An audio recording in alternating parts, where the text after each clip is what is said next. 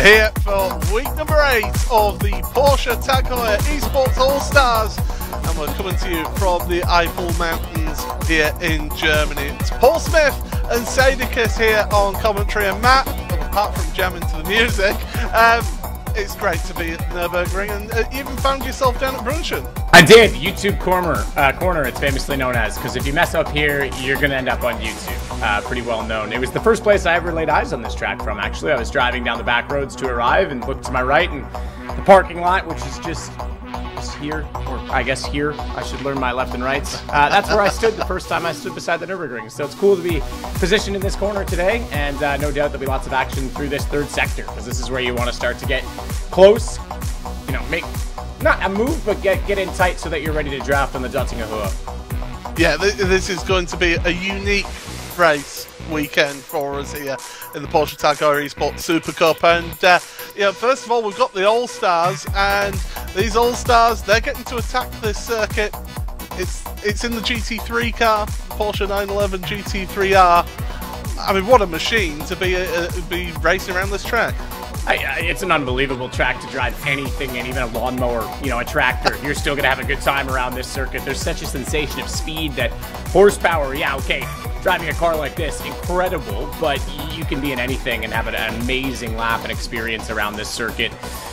As you see it on your screen, massive length, 25.94, I should say, including the GP layout. Obviously, we're doing the VLN layout today, so we're not going all the way down through the Michael Schumacher S's and the hairpin. Cut a little closer to that and head back out onto the Nürburgring. And yeah, unbelievable track to be in. Obviously, this year at the N24 on iRacing, the Nürburgring 24-hour race, the Porsche was the car to beat, even in top split. Even though Coanda had some issues, they certainly had the pace. So this is going to be a pretty comfortable race, hopefully. The right car for the right job for the All-Stars. And it's a car around here that's proven that it can cope with the bumps around here as well. Yes. It's one that can really handle that, and there's plenty of those bumps, even a few places where you actually launch into the air as well. But speaking of the car, we'll get a look at it as well, because it is a magnificent machine. It's the second round that these drivers are going to be racing this particular car. 550 horsepower from that 4-litre engine. I mean, makes a terrific noise as well.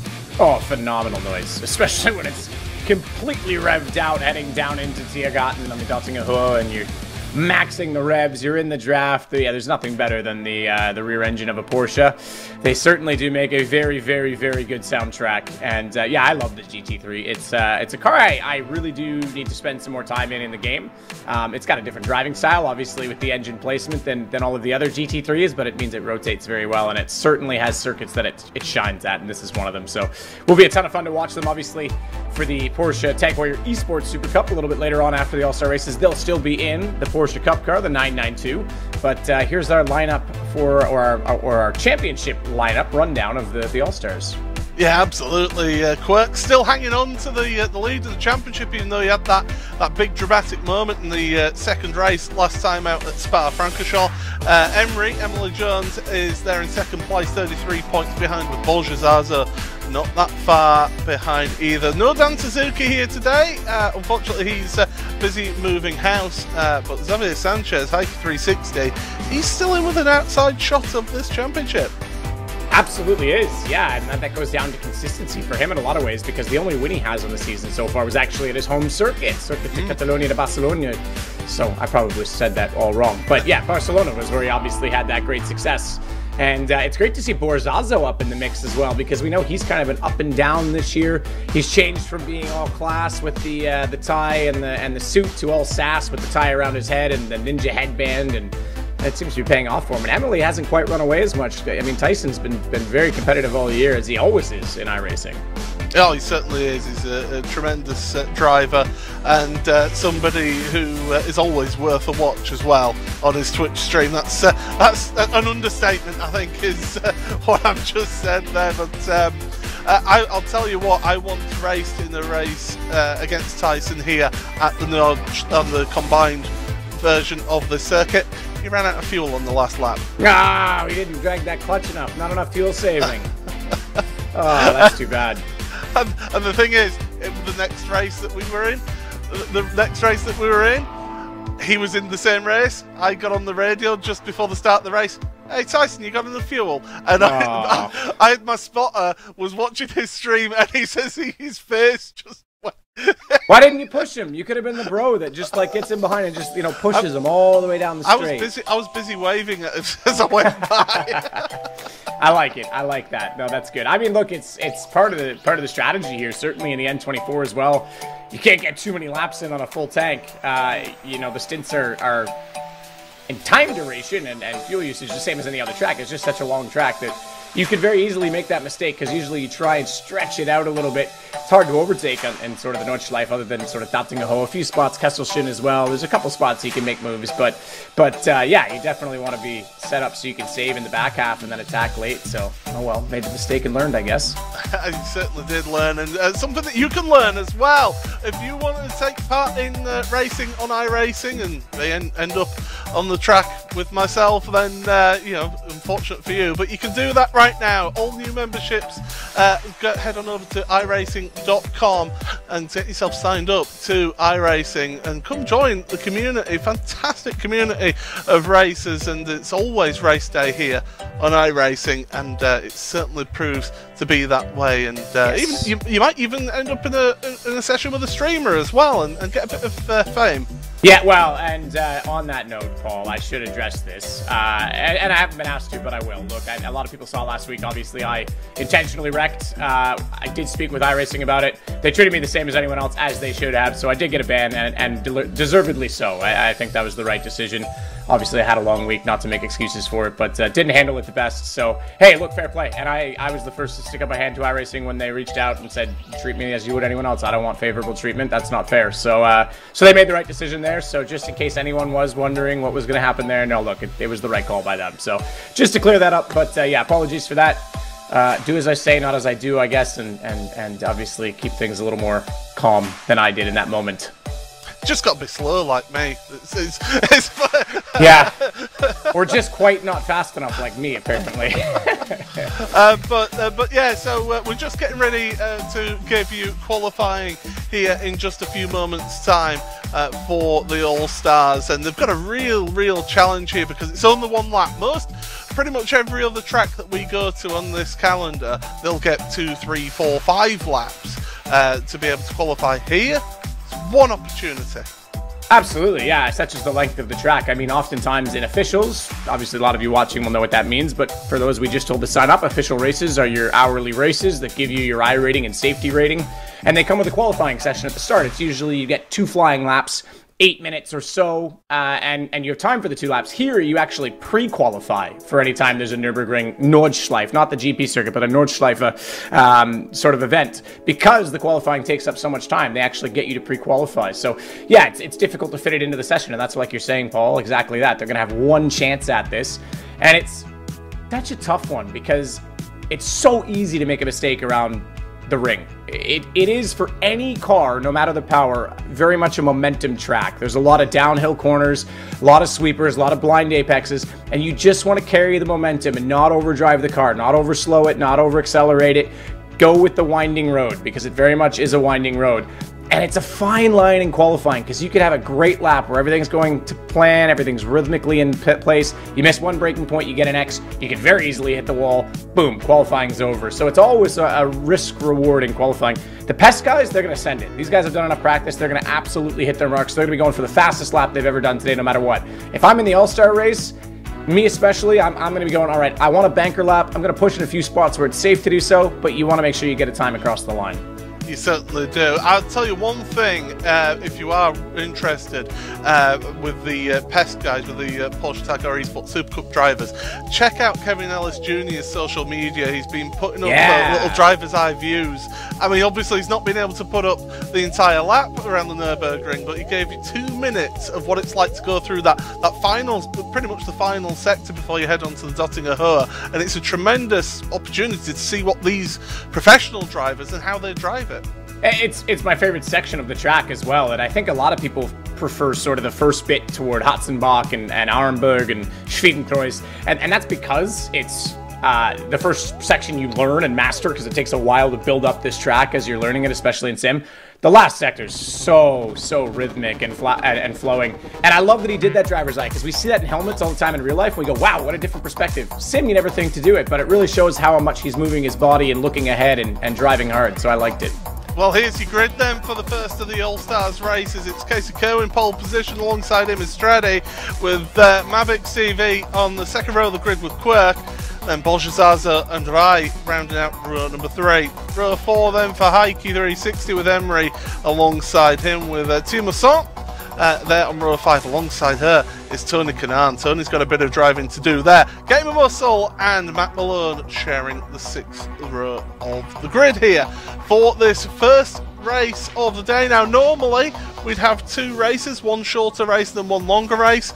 Not today. We've got 2 3-lap races here in the All-Stars, so they're going to have the same amount of opportunity, same amount of time to be able to get themselves the race here. But very quickly, Matt, what's the key to having a good race here? Oh, keep it clean, keep it smooth, and know when to attack. You can be in the draft and at Dottingahoe in a perfect position. You just have to keep your rhythm along on the back of the ring and put pressure on. Don't look for overtakes. Just find a way to make them make mistakes, because like I say, it's very easy to do that. Well, the drivers are all set there on the starting grid. It's going to be a standing start. These GT3 cars can do it. Normally we'd see these cars go off on a rolling start, so it can be a little bit tricky, but the revs are rising now. We're getting set for the first race of the All-Stars. Green flag, away we go, and it's a bit of a so-so start from the front row from Strade, but it is Casey Kerwin to the front of your field, heading down towards turn 1 and 2. We don't use the full arena, we cut through. It's the 24-hour layout, so it's left, and then we're going to head on down towards the second half of the Grand Prix circuit, onto the brakes. Turn left. Everybody keeping it nice and clean so far. This is good to see. The 12 drivers out there just getting themselves into a rhythm. If you want to make any early moves, Matt, this is the place to do it, because once you get onto that Nordschleife, it becomes very difficult. Yeah, you're absolutely right. I mean, having the Grand Prix circuit, it's almost the most annoying part for me to drive, because I'm so focused on the Nordschleife that you still have to remember you're on a Grand Prix circuit, far more modern, far smoother, still very well designed. I think it flows. There's a very unique rhythm to it, and there's some uncharacteristic lines. But you're absolutely right. This is a place you can overtake, and you can make moves on the brakes. So you still got to be aware of what's going on around you, and it does add a little bit to the overall race. My mistake earlier, I said we were doing VLN. That was I thought we were, but we're obviously doing the 24-hour full layout, which, to give you perspective, pole position this year for the Nürburgring 24 top split was in a Porsche. It was the Coanda guys, and they were able to put in, I think, a 750 something. So that's a pretty rapid time around here in one of these GT3 machines. Tony Kanaan has dropped down the order a little bit from the start, so he's down to 11th place. Here's Timo Son, who's got TK right in front of her. Now we're heading through the little cut here onto the Nordschleife and heading towards Hatzenbach, and this is where you start that real roller coaster of a ride. And Timo Son, if you're her right now, it's all about just keeping on the back of these drivers in front, keeping in that draft. Absolutely, and there's a bit of aero wash, so the corner we just went through, fast right-hander, you can do it flat. This is the first real exciting part of the track for me, heading through Hatzenbach, these complex back-to-back apexes. You can take a little more curve than that on the right if you want, but you don't want too much exit curve. As you see, Tony avoids that. That can really unsettle the rear.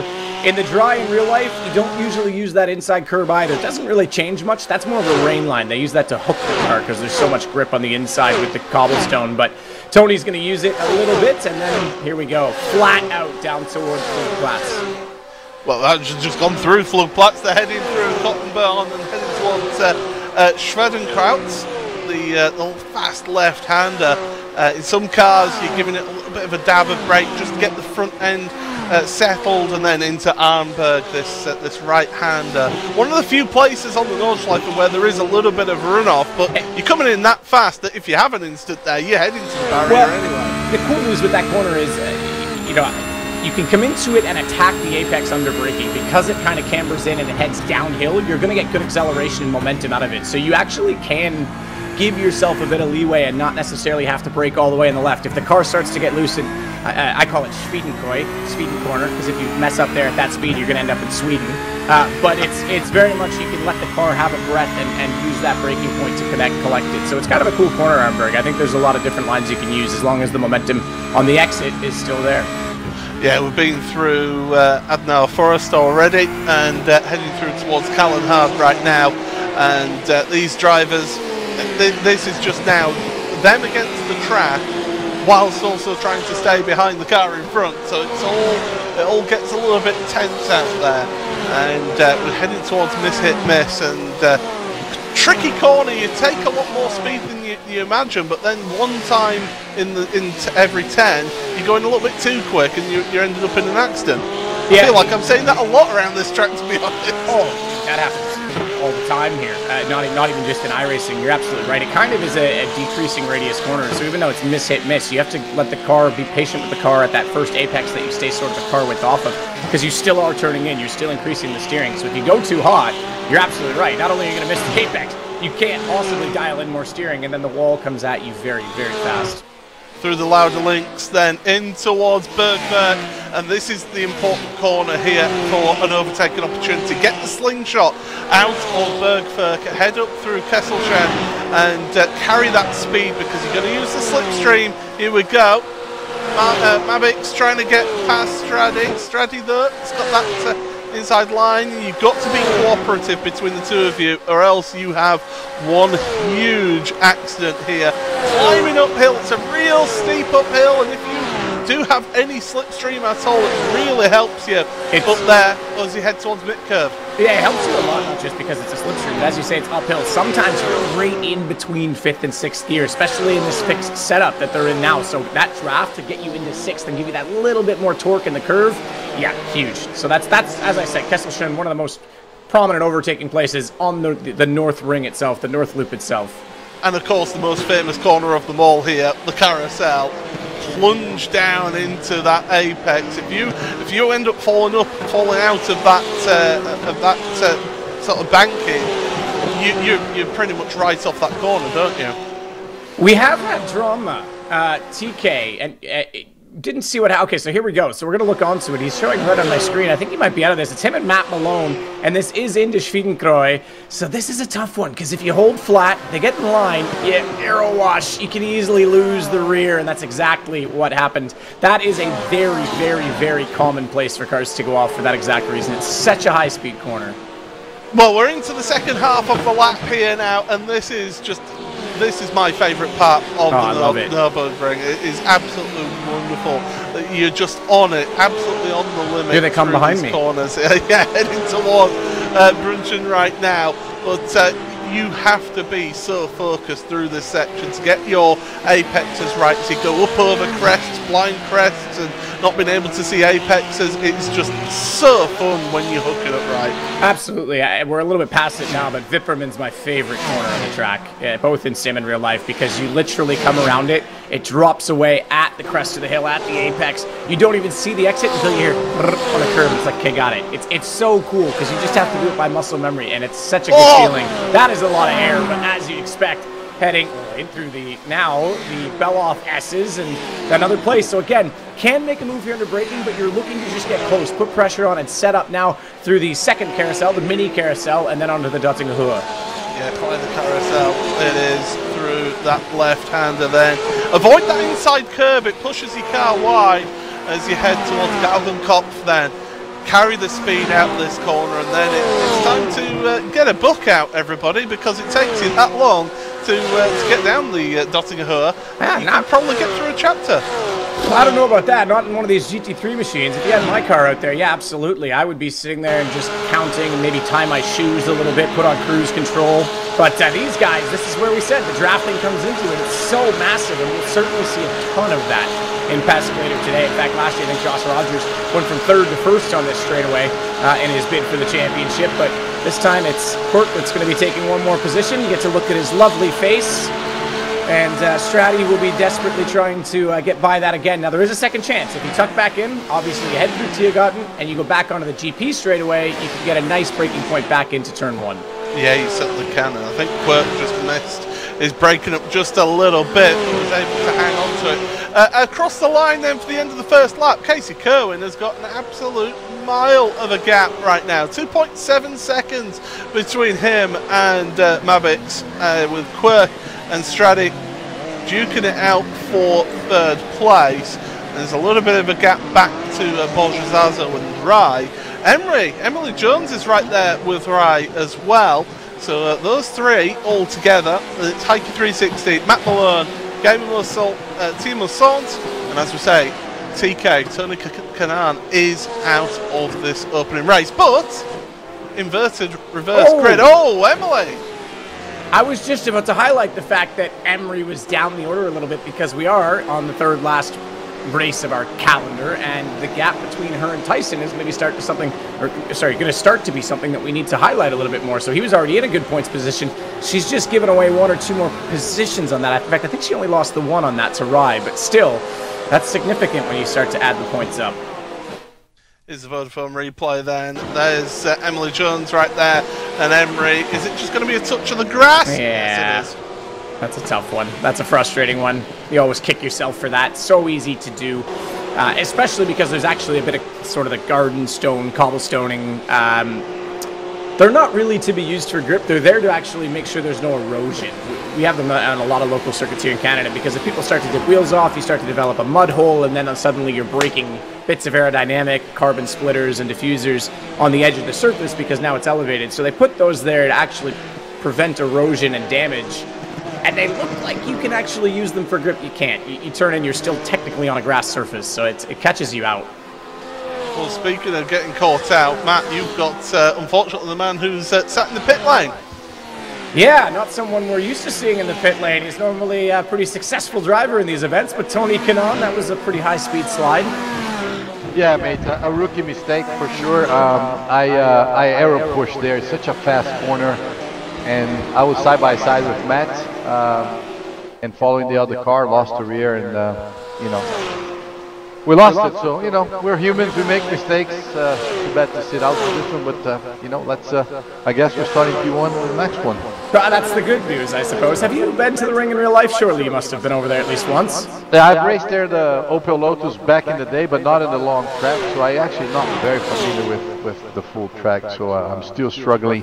I've tried to learn a little bit, but so we'll see. It's going to be interesting. But I love the track. I mean, I think you know, today it just gave me the motivation. My race car driver instinct says, you know what? Now you got to learn this. You can't do this all the time. So I'm gonna spend a few hours here after the race and trying to figure this out. Cool, I love it. I think it's brilliant that we have this track in sim because it's such a piece of history, and I think that's awesome. So better luck. Obviously, look, it sucks, but as you say, rookie mistake. You called yourself out. You're still a rookie in sim in some ways. Yeah, for sure. I still consider myself a rookie, but you know, I want to thank you guys, Porsche. You guys do a great job also with obviously the broadcast, and you know, I keep saying, apart from Quirk, I love everybody else here, so. I know what you mean. We'll see you next race. See you, mate. Totally get what he means, Paul. Quirk's one of those guys you love to hate. He's so damn fast. I've been in a few races with him lately, and I'm always like, you know, like he didn't even qualify at Laguna for a chance to just go from last to first, and I was sitting there struggling with all my might, and I think I was only 3 positions ahead of him still, so he's a quick dude. Well, I mean, could you imagine what a dream team that would be, Sadekist and Tony Kanan racing around the Nordschleife. Yeah, I think we'll have to talk deals. Obviously, I get a 10% cut for and our grid girl and our pit manager. I'm down with that. Well, let's just get back to the racing here, because Casey Kerwin's now got 3.6 seconds. That gap just keeps on going out. I mean, Casey, ever since he's come into these All-Star events, he has just been as quick as a whippet, as we'd say in the north of England here. Oh man, he's been phenomenal since joining the series. Yeah, he's got a very consistent record. I said he's probably mathematically out of the championship. I didn't actually look at the maths today, but if he wins everything from here until the end and some drama hits, who knows where he could finish. But you know, it's been a great addition, KC, to this championship, and I think he's a very skilled driver. He's so capable in everything, and he puts a lot of time into iRacing. I think he's a great ambassador for the game, and you know, I've been watching his stream more and more since he's been working with Daniel Morad on oval stuff, and obviously Daniel's Canadian, so that kind of drew me to him as well. And yeah, great personality. Well, we're looking at Matt Malone. Speaking of personalities, he's heading up now through Kesselchen, and he's got. He hasn't got the slipstream of Emily in front of him, but Emily Jones, she's trying to get herself back up into at least 7th place, but then there's a bit of a gap between right. Oh, look at the movement there in that car. I have had that happen in real life, because that corner, you think, okay, I'm uphill, it's not that fast, I can turn in. There's still a bit of a rise, and you are traveling at a rate of knots. That is an easy corner to lose it, so good commitment from Matt. Yeah, certainly. You can see that the amount of steering input that's going into these cars, it shows you the real challenge that these drivers have on their hands. And there we go, he's fallen out. That's a second, at least a second you lose just like that. You just can't stay on the throttle. You got to really let the car settle before you can even turn it in again. Yeah, it's interesting as well in iRacing. More than, and maybe it has to do with the grip of the, you know, the full slick, the aggression of the GT3 cars, more than real life. In real life, they tell you to keep all 4 tires on the concrete so that you get a full contact patch and you're fully in the camber.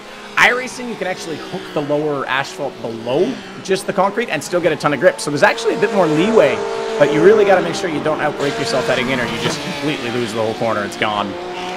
Well, here we are with Tyson Mayer. Quirk, he has been slowly trying to catch up to Mabix, Marco Bischoff. Of course, him and Stradi joining the series from last round of the All-Stars as they go over the jump there, up over the crest.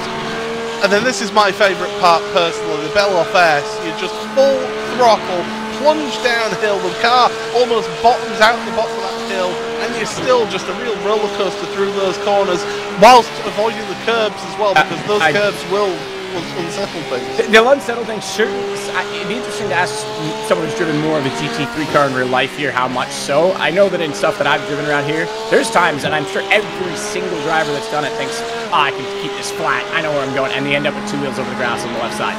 Like, it happens so frequently, and you're right, the lower the car, the more aggressive the aero, the more it's going to unstable it. So I'd be interested in knowing that from a GT3 perspective, but it is best to keep it off that. Oh, look at this, see, the straightaway, we told you, they can just play games. They should call each other and ask, you know, how things are going in the race, and then maybe get back to it, because we got another 25-30 seconds still. Well, we've got one more lap to go after this one. Here comes Quirk, a little bit of side draft as well to help him after he pulls out from behind. And now Mabix, this is what you talked about, isn't it, Matt? You can get that second shot of Slipstream if they make that overtake too early. I mean, you can do it right now, exactly that, into Tiergarten. So on the last lap, you might also be looking at so tough to, you commit so much through these 2 corners, it's bumpy, it's tough to outbrake each other, and you can very easily get it wrong. This lap, he doesn't need to be that aggressive, because you still have the full front straight and turn 1. Cross the line, you start lap 3. That's why I say in the last lap, sure, maybe, but right now he's smart to try and just tuck in. Now, either Casey Kerwin has made a mistake or he's extremely bored at the front, because look at the rate of knots that these drivers have closed up here, because Quirk, fastest lap of the race, it was, what, almost about 3 and a bit seconds faster than Casey Kerwin this lap.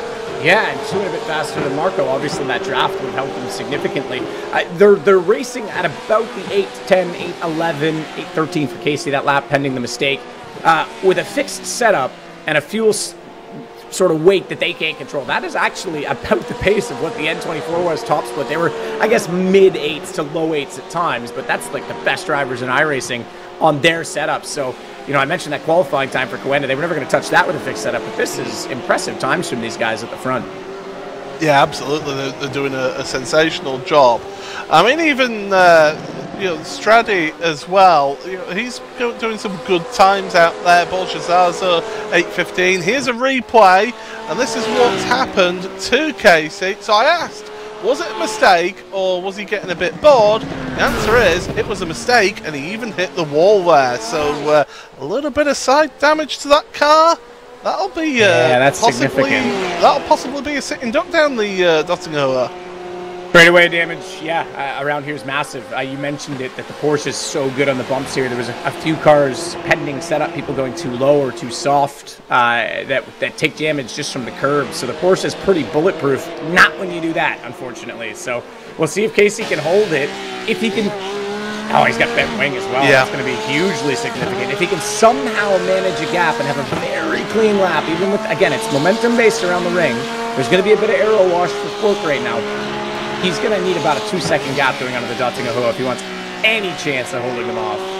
Well, and this is it, you know, if this is where you need to make up that time in the corners. Fortunately, there's plenty of corners around here, 170 that the drivers are going to be racing around here on this particular layout of the Nürburgring, the combined layout, as they head up towards Flugplatz once again on this race. It's a final lap. 3-lap races here, up over the rise there, not quite catching air like the old Formula 1 cars used to, up over Flugplatz, and you look back at the footage of this circuit over the years. It's changed, but it's not changed that much. Well, absolutely. I mean, the carousel never used to exist. That's early. I mean, we said damage. This is one of the long straightaways. Get a run into Arnberg and down, or rather, excuse me, out of Flugplatz and down into Arnberg, and inside you go. Great respect between the two. Lots of room in that corner, to be fair, to allow this. But this down to Foxhole, side by side through triple apexes. Wow, Casey, great drive to allow him to hold this off. And this is a tough breaking point. This is a scary breaking point to get wrong. They've got to hold it on the outside. Quirk just does it. Casey gives him the respect and doesn't hold his foot in. It actually backs out a little bit to leave room, so that's good racing.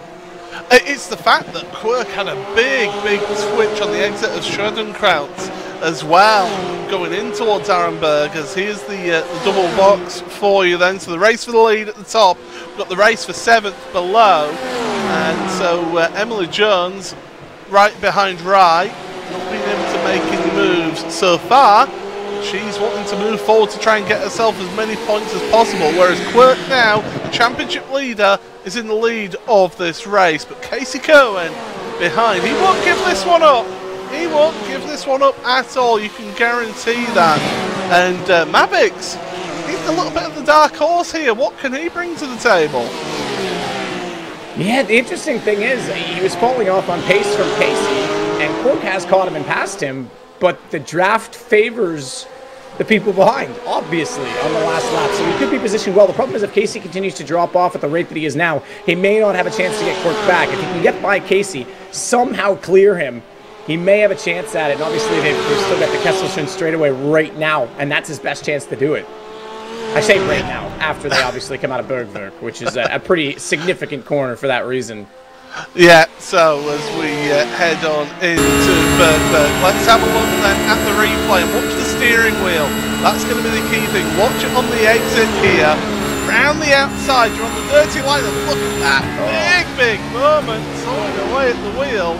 Does well to hold that. He does well to hold it, but the key thing for anyone who wants to know is don't fully lift. He didn't get off of it. He didn't let the rear wheels slow down and allow the diff to be a difference. Casey's gone for it. He actually gets a draft out of this. And the fact that they're side by side, hang on, because Marco's not going to get the run he wanted, but Quirk's going to have to hold this. Oh, this is tough in here. Who's going to commit the most? I think Marco gets a chance for a run. He absolutely does. And now they've got to hold the right-hander. I imagine you can still do it flat in the GT3 with these setups, but it's going to be in the braking in toward the cholesterol. It's going to be massive. This is just absolutely incredible racing at the front here. Casey Cohen with damage. He's still got a smile on his face. He's just lost 2 places on this lap, but he's still fighting hard for that win. He's not out of this one yet. He's going through the carousel. The final time in this opening race of the evening. We have got a second race of the All-Stars coming up after this one. You want to stick around, because if the racing's this intense here, wait until you get that full inverted grid for race 2 for these drivers. Mavix, big moment. Big moment indeed, and that may have cost him any chance he had to draft Quirk, because you've only got 1 sector left and he's back behind Casey Kerwin. My favorite corner on the track. Up ahead in this sequence, if you can get a run through Vipperman, you might be able to stab it on the inside for Brunkshin 1, but it's such a tough position, you really have to commit. Here's Vipperman, up over, catch the outside, don't go too wide, and not quite enough on the curve to get a run. Casey pretty much nailed it as well, so difficult. These drivers absolutely on the limit here, and again, big moment for Mavix. Had to back out with the throttle. That just allows Casey to pull away just that little bit. That gives him a little bit of a respite. Meanwhile, Quirk at the front, 1.4 seconds in the clear. He is almost comfortable and away from any slipstream at all. Casey though, giving it everything. You can see the back end sliding just slightly. Down, plunge downhill into the Beloff S here. Don't touch those curbs. And he doesn't. He keeps it clean. But 1.5 seconds, you're asking a lot there. I think you are. I mean, I think Casey's a sitting duck in the dosing hole, if I'm completely honest. But I think Quirk's gotten away with this. And I mean, Casey's full committed, even with that damage. Look how much he's smoking the curves. Nails the inside apex at the mini carousel. Took full exit at the previous corner. And I mean, he's doing everything he can to keep this car competitive despite the damage. But yeah, Quirk's too far gone, I think, for either of these guys, regardless. And it's really just a matter of whether or not Marco can get a run. Well, this is the view from Quirk's car, and yeah, indeed, Casey is not close enough to get that slipstream, so he's got to be worried about Marco behind. Mavix in third place has got the opportunity of getting the second step of the podium. Quirk is just busy just chatting to his audience, but here comes Mavix then, past him down the Dottinger Hut, heading towards Tiergarten for the final time in this open race. Can Casey do anything about it? The answer is no, even if it was better on the brakes. You can get a good run out this corner, but with that damage, it's going to be much. But look at Quirk, bottom right-hand corner of your screen. He's happy, he's delighted. Little clap, and across the line he comes for the win. And Mavix just gets that at the line ahead of Casey Kerwin. Straddy, good fourth place for him. And then we're going to have to wait a little while for the rest of the drivers to come across the line here. The gap back from Tyson was 1.8 seconds to both cars. It was 1.812 and then 872, so 0.06 between them at the line. That's pretty remarkable. Casey gave it his all, considering the damage. As we look back at the Dottinger Hut, as Musson going to be heading down in through Tiergarten. This is so fun. You head down into that compression, your stomach absolutely gets pitted in your body, up over the rise, and then such a committed braking point. There's a little bit of that escape road up over the white line and then through it. It's a really fun corner considering you were heading at it at about 340 kilometers an hour. And Thierry Musson actually finishing 10th ahead of Gamer Muscle. James West ended up in 11th place. Worth noting, Emily Jones ended up in 8th place in that race. Did not have a good final lap of the race. But there are your results, and it is Quirk from Mavix first two with Casey Kerwin. You can see how close that was, just 6/100ths of a second between the two of them across the line. Straddy then in 4th ahead of Bolgezazo with Heike 360 in 6th place. It's a Spanish 4th, 5th and 6th for them. And then Rai from Germany 7th place ahead of the Australian Emery. Matt Malone and Thierry Musson round out your top 10, and then the final two on the field. James West, Gamer Muscle and Tony Kanaan are the final two of the runners here in that opening race. Well, I mean, we had a bit of excitement. I said at the start of the broadcast, didn't I? It's going to be different racing here around here, Matt, because you can't do your traditional style of racing. It's a different style of racing here. It very much is. I mean, and like I say, even though you're busy and you're on it, when you're following someone around this track, it's actually very almost gentlemanly. You just relax, get in the rhythm, keep your heart rate down, stay close. You don't really need to force the issue. They're just as likely to make a mistake leading on their own as anyone on the circuit, and just keep yourself in a position for either Kesselchen or the Dottinger Hut. Obviously, the GP track has its own different sort of approach to it, but the point is, you just don't work yourself up. Stay calm, drive the car, it will come to you rather than you. It's very, very, very easy to overdrive the ring. Yes, you can attack it, you can keep that momentum high, but you can also very easily end up in the wall. I'll tell you what, I once did a touring car race around here. I was bouncing off of curbs and everything. I was pushing it to the limit, I ended up winning the race because of the draft down the Dottinger Hut. But the driver in front of me, he was just nice and calm. He was fast. I was getting everything I could out of the car. And it's a track you almost, it's mentally speaking, you drive slower to go faster. You just settle into the rhythm. You can still smash the curves, fly over, Flugplatz, through Schwinker. You're still attacking. But mentally, you're not going, I need that last 10th. I need to push my braking here. You don't. You hit your marks, and then it comes to you. As soon as you mentally get ahead of yourself, that's when you make mistakes around the ring.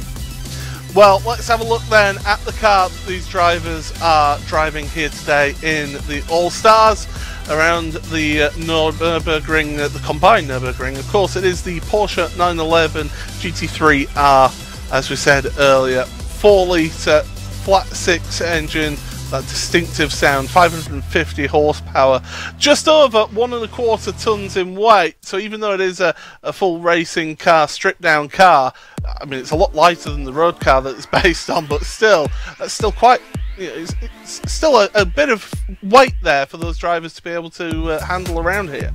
Tons of aero though as well to stick that weight to the road, so it's a great balanced car. And honestly, I'm okay with weight. I've always said GT racing, you can wrestle the car more. That weight comes into play with sort of the oversteer and how much you have to be delicate with the wheel.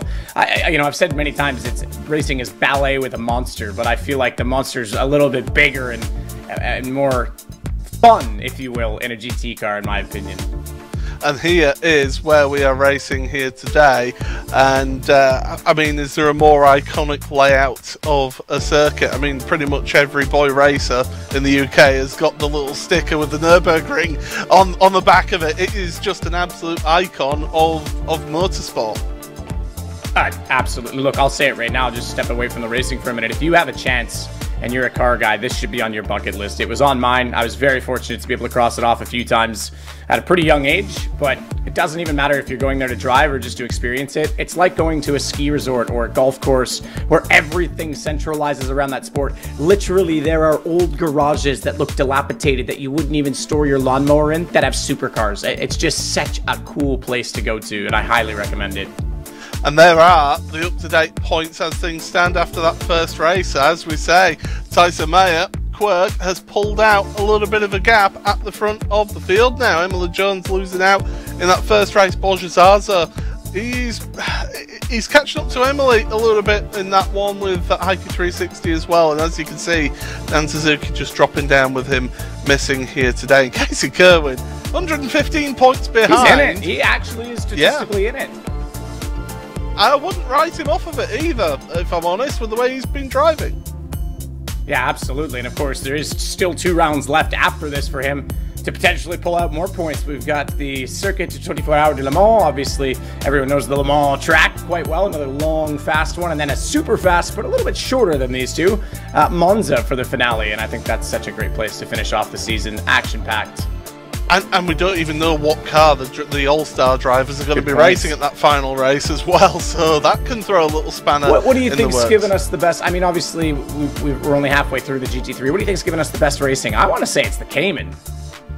The Cayman was good. It was a bit more of a leveler, but we'll have to wait and see how that goes. Speaking of racing, we're getting ready for the second race. It is Tony Kanaan and Guy Muscle front row of the grid with Tia Masson and Matt Malone row number 2, Emily Jones and Mathieu Vaca on row number 3.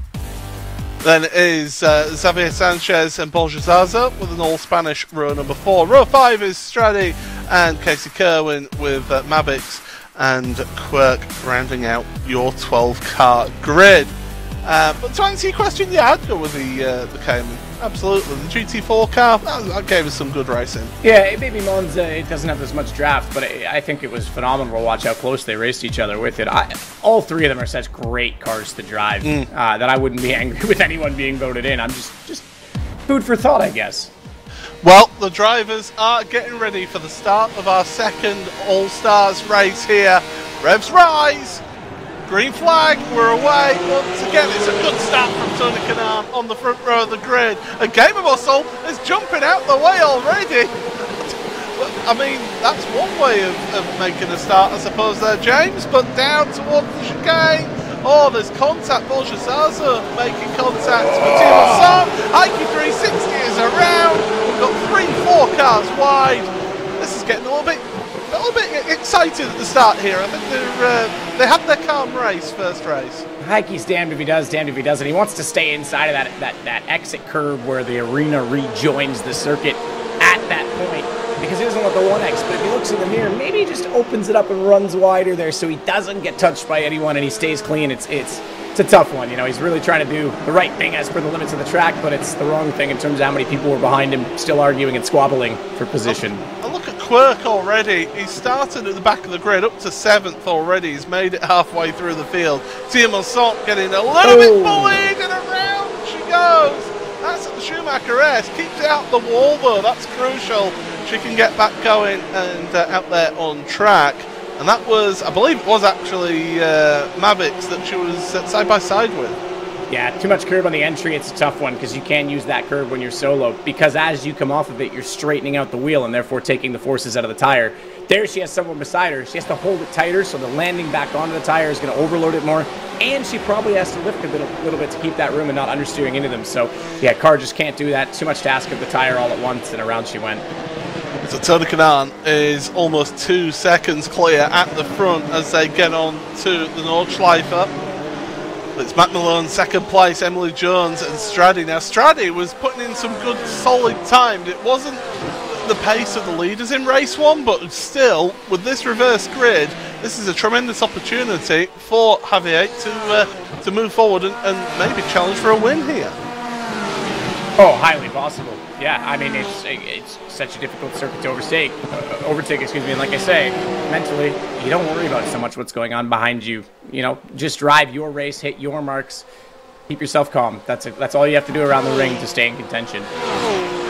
As they head towards Floodplatz once again up over the rise. Tremendous shot. We've got 2 wide going into Floodplatz as well. You've got to have that bit of cooperation between the two of them. I think it was Bolgezazo and Quirk. As here's Emily Jones now looking at the outside of Matt Malone. And we've got 2x2 formation.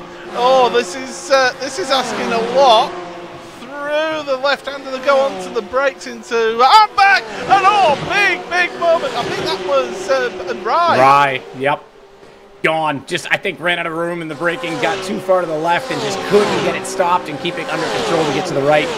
Off he went, lost the rear. That's a tough one, certainly. It's still too much turning going on with that much braking that was required. So couldn't open it up either. Couldn't straighten it out. Like I said, you can attack that, get in that situation and brake to the apex, but he still had a car on his right side. As the drivers head through Adnau Forest then for the first time in this second race of the evening, and Tony Kanaan has been reeled in by Matt Malone. There's now just a 1/10.5 between the two of them at the front, and all of a sudden we've got a 7-car queue for the lead of this race right now.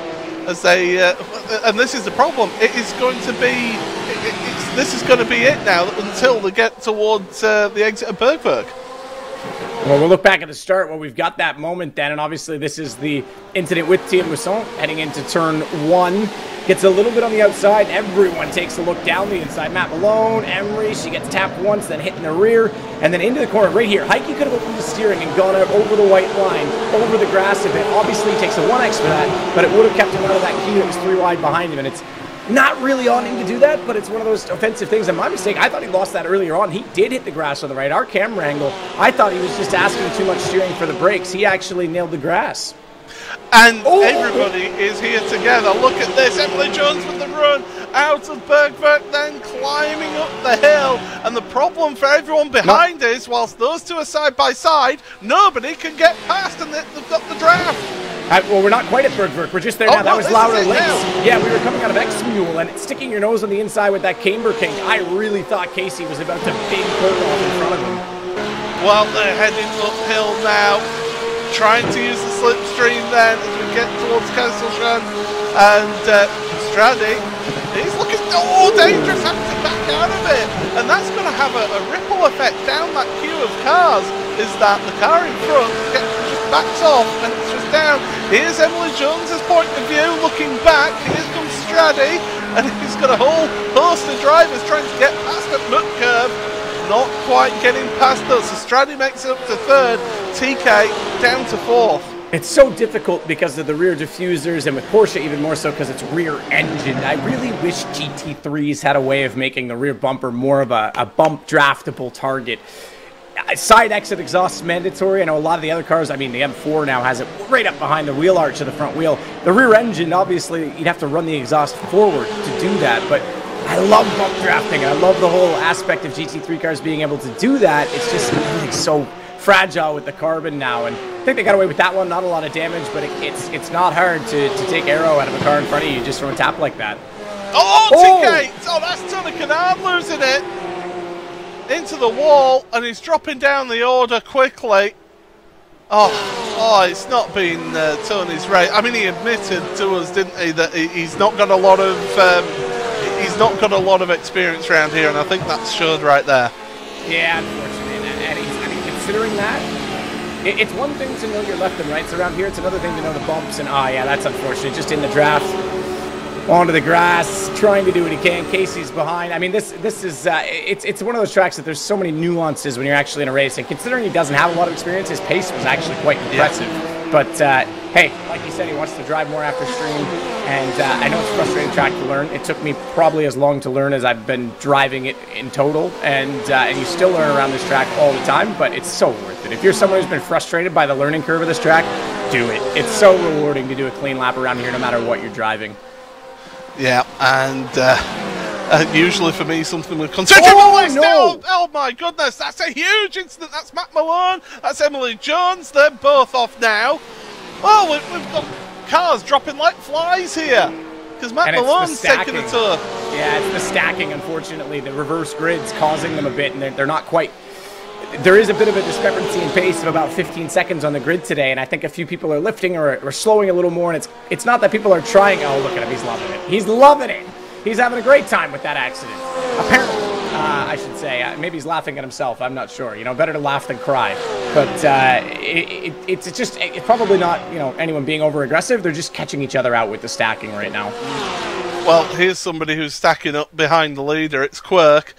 Nips out to the driver's right-hand side, down the Dottinger Heuer, and Casey Kerwin is there for the ride as well. He's going to come to the left, Straddy. You've got to be really careful between the two of them, but Quirk, he started last, now in the lead, but here's Casey Kerwin. He's determined to not let him have that lead at the end of the lap here. How has Quirk done that? That's the lap of dreams around the ring, but you're right, he might not get first. Good racing room. Casey holds enough speed, and well played between the two of them. Casey's going to take the run onto the front straight. Again, turn one will be a spot, but that's a heck of an opening lap. That's a YouTube video for Quirk. It certainly is. Get his point of view of that, and just watch that back. That was tremendous to see. Quirk to the outside of turn number 1. Does give you the inside for turn number 2. Not alongside to be able to make that one count. But right now, these drivers, the three together, it is Casey Kerwin, it's Quirk, and it's Straddy, and they're going down towards the bottom half of the Grand Prix loop. And not that far behind again is Mavix. He's loitering with intent. Yeah, not wrong at all. Straddy also had decent pace in the last race, just couldn't get through as much. This is lovely. Watch. In the air we go. He loses the rear on landing, then too much curb. And then a bit of a lift, I think, to try and save it. And poor Emery never saw that coming, gets into the back of him. And yes, Jim would be saying, I'm sure it goes better the other way around. Friggin' Jim, I swear. That guy hates me. But, yeah, you can't park there, sir, that's for sure. But as these drivers heading towards the end of the Grand Prix loop, I think right now, if you're Casey Kerwin, you just sit behind. Not Casey Kerwin. If you're Quirk, you just sit behind Casey Kerwin right now. Oh, 100%. Wait until the last lap if anything else. You just sit there and wait. Yeah, be calculated. I mean, obviously, if Straddy's able to hold on and get by him, he's going to have to defend that and maybe go for a pass. But you're right. He doesn't need to force the issue because Dottinger is so strong for that as long as he stays in touch. So we're looking back. Okay, so this is down toward Tiergarten. Remember, Emily Jones has already had drama at this point. Matt Malone's already disappeared, and Heike inside. Oh, the bump at the apex right there. Yeah, that'll catch you out. That's tough. That's a tough one. And poor Heike took out Boris also with them. And incredibly, that means that James West, I can't believe I'm saying this, is up to 5th place ahead of Emily Jones. Could you say that sounds a little fishy? It does sound a little bit fishy, absolutely. I think he's been... camera. Yeah. Yeah, I think we're asking a lot of the production to get it that quick on command, but But yeah, that was that's crazy for me that James West, who's admitted he's not the fastest around here, is up to 5th place now. It's survival of the fittest out there, and these drivers are showing it. And one driver who unfortunately hasn't shown it is joining us in the commentary box. Yeah, Matt Malone. Monza's in 2 races. You're not supposed to be in the commentary box during a race yet. No. Well, my race ended a little bit early because the Porsche wanted to take flight there. Well, apparently you were laughing to death afterwards. What was so funny, Matt? Were you laughing at yourself, or was that just like a hilarious incident for you? I don't know. I was confused. Well, yeah. I mean, I know it's just a matter of time before the fast guys catch me and everything, but I'm trying my hardest, and I'm in a full throttle section part of the track, and I hit that one. It's not even really a jump, but for whatever reason, I was launched. The front of my car had 0 contact with the track, so I couldn't turn. And by the time I landed, I was on the right side of the track, and by then I'm all out of sorts, and I lost it onto the curb, and it just went to mayhem. It just went from complete focus to mayhem, and I'm in the pits in like a matter of seconds. And it's just, what are you gonna do? If I don't laugh, then I'm crying. You know? Right, that's exactly what I was saying too. If you don't laugh, you'll cry. You might as well shake it off. It's a fun circuit, though, no question. I mean, I'm sure it's nerve-wracking when everyone's behind you and you're just trying to hit your lines. Oh yeah, it's really you versus the track. I mean, this thing's a handful out here, and those curbs are so severe. You start hitting a couple of those curbs, it'll throw you all over the place. So yeah, it's full focus mode. But then when something breaks like that, it's like, well, it's over. So, yeah, it's crazy. It was fun though. Oh, it's good. I mean, we're just warming you up for the commentary box, like I say. So perfect. Well, it was good to have you, I guess. I mean, it was good to have you on track. It was good to have you join us for the interview too. I don't know which you'd prefer right now. Oh, I'm beat. I think I'll just chill. Sounds good. All right, guys. Paul, that's that's the nature of the track. Like you said, yeah. It is you versus the track, and I know that's not a consistent place known for a jump. You obviously know that Flansgatten's very common because of how quickly it drops away. Flugplatz actually means airfield, and it used to be where planes would take off down that straightaway, and the propeller planes had an upward trajectory to get airborne. But that corner is famous for the rear end getting light and being lost, and that's sort of what happened. This is Strati maybe overdriving to try and stay in touch. Unfortunately, loses out. And loses out down to 4th place because Mavix makes it past. And we'll have some damage to that car, and that could, I can't believe I'm going to be saying this, that could bring Gamer Muscle into 4th place if he gets close enough. I'm sorry, but can everybody keep it on the track? Will you eat your hat? Do you have a bet with him or something that he can't get a podium? Is this? You sound like you're worried almost, Paul. I am, because I am afraid of if he gets into our commentary box. Maybe I'll let you do that interview, I can move aside if you two want to chat it out. But at the front of the field, we saw whilst you were talking to Matt Malone, Casey Kerwin had a big slide through Arenberg, which allowed Quirk the opportunity to get to the front of the field. So that's the two of those together as we go through right now. Let's have a listen to how these cars are through this section of the track, because this is a tremendous part to listen to how these drivers drive here on our Buzz on Board.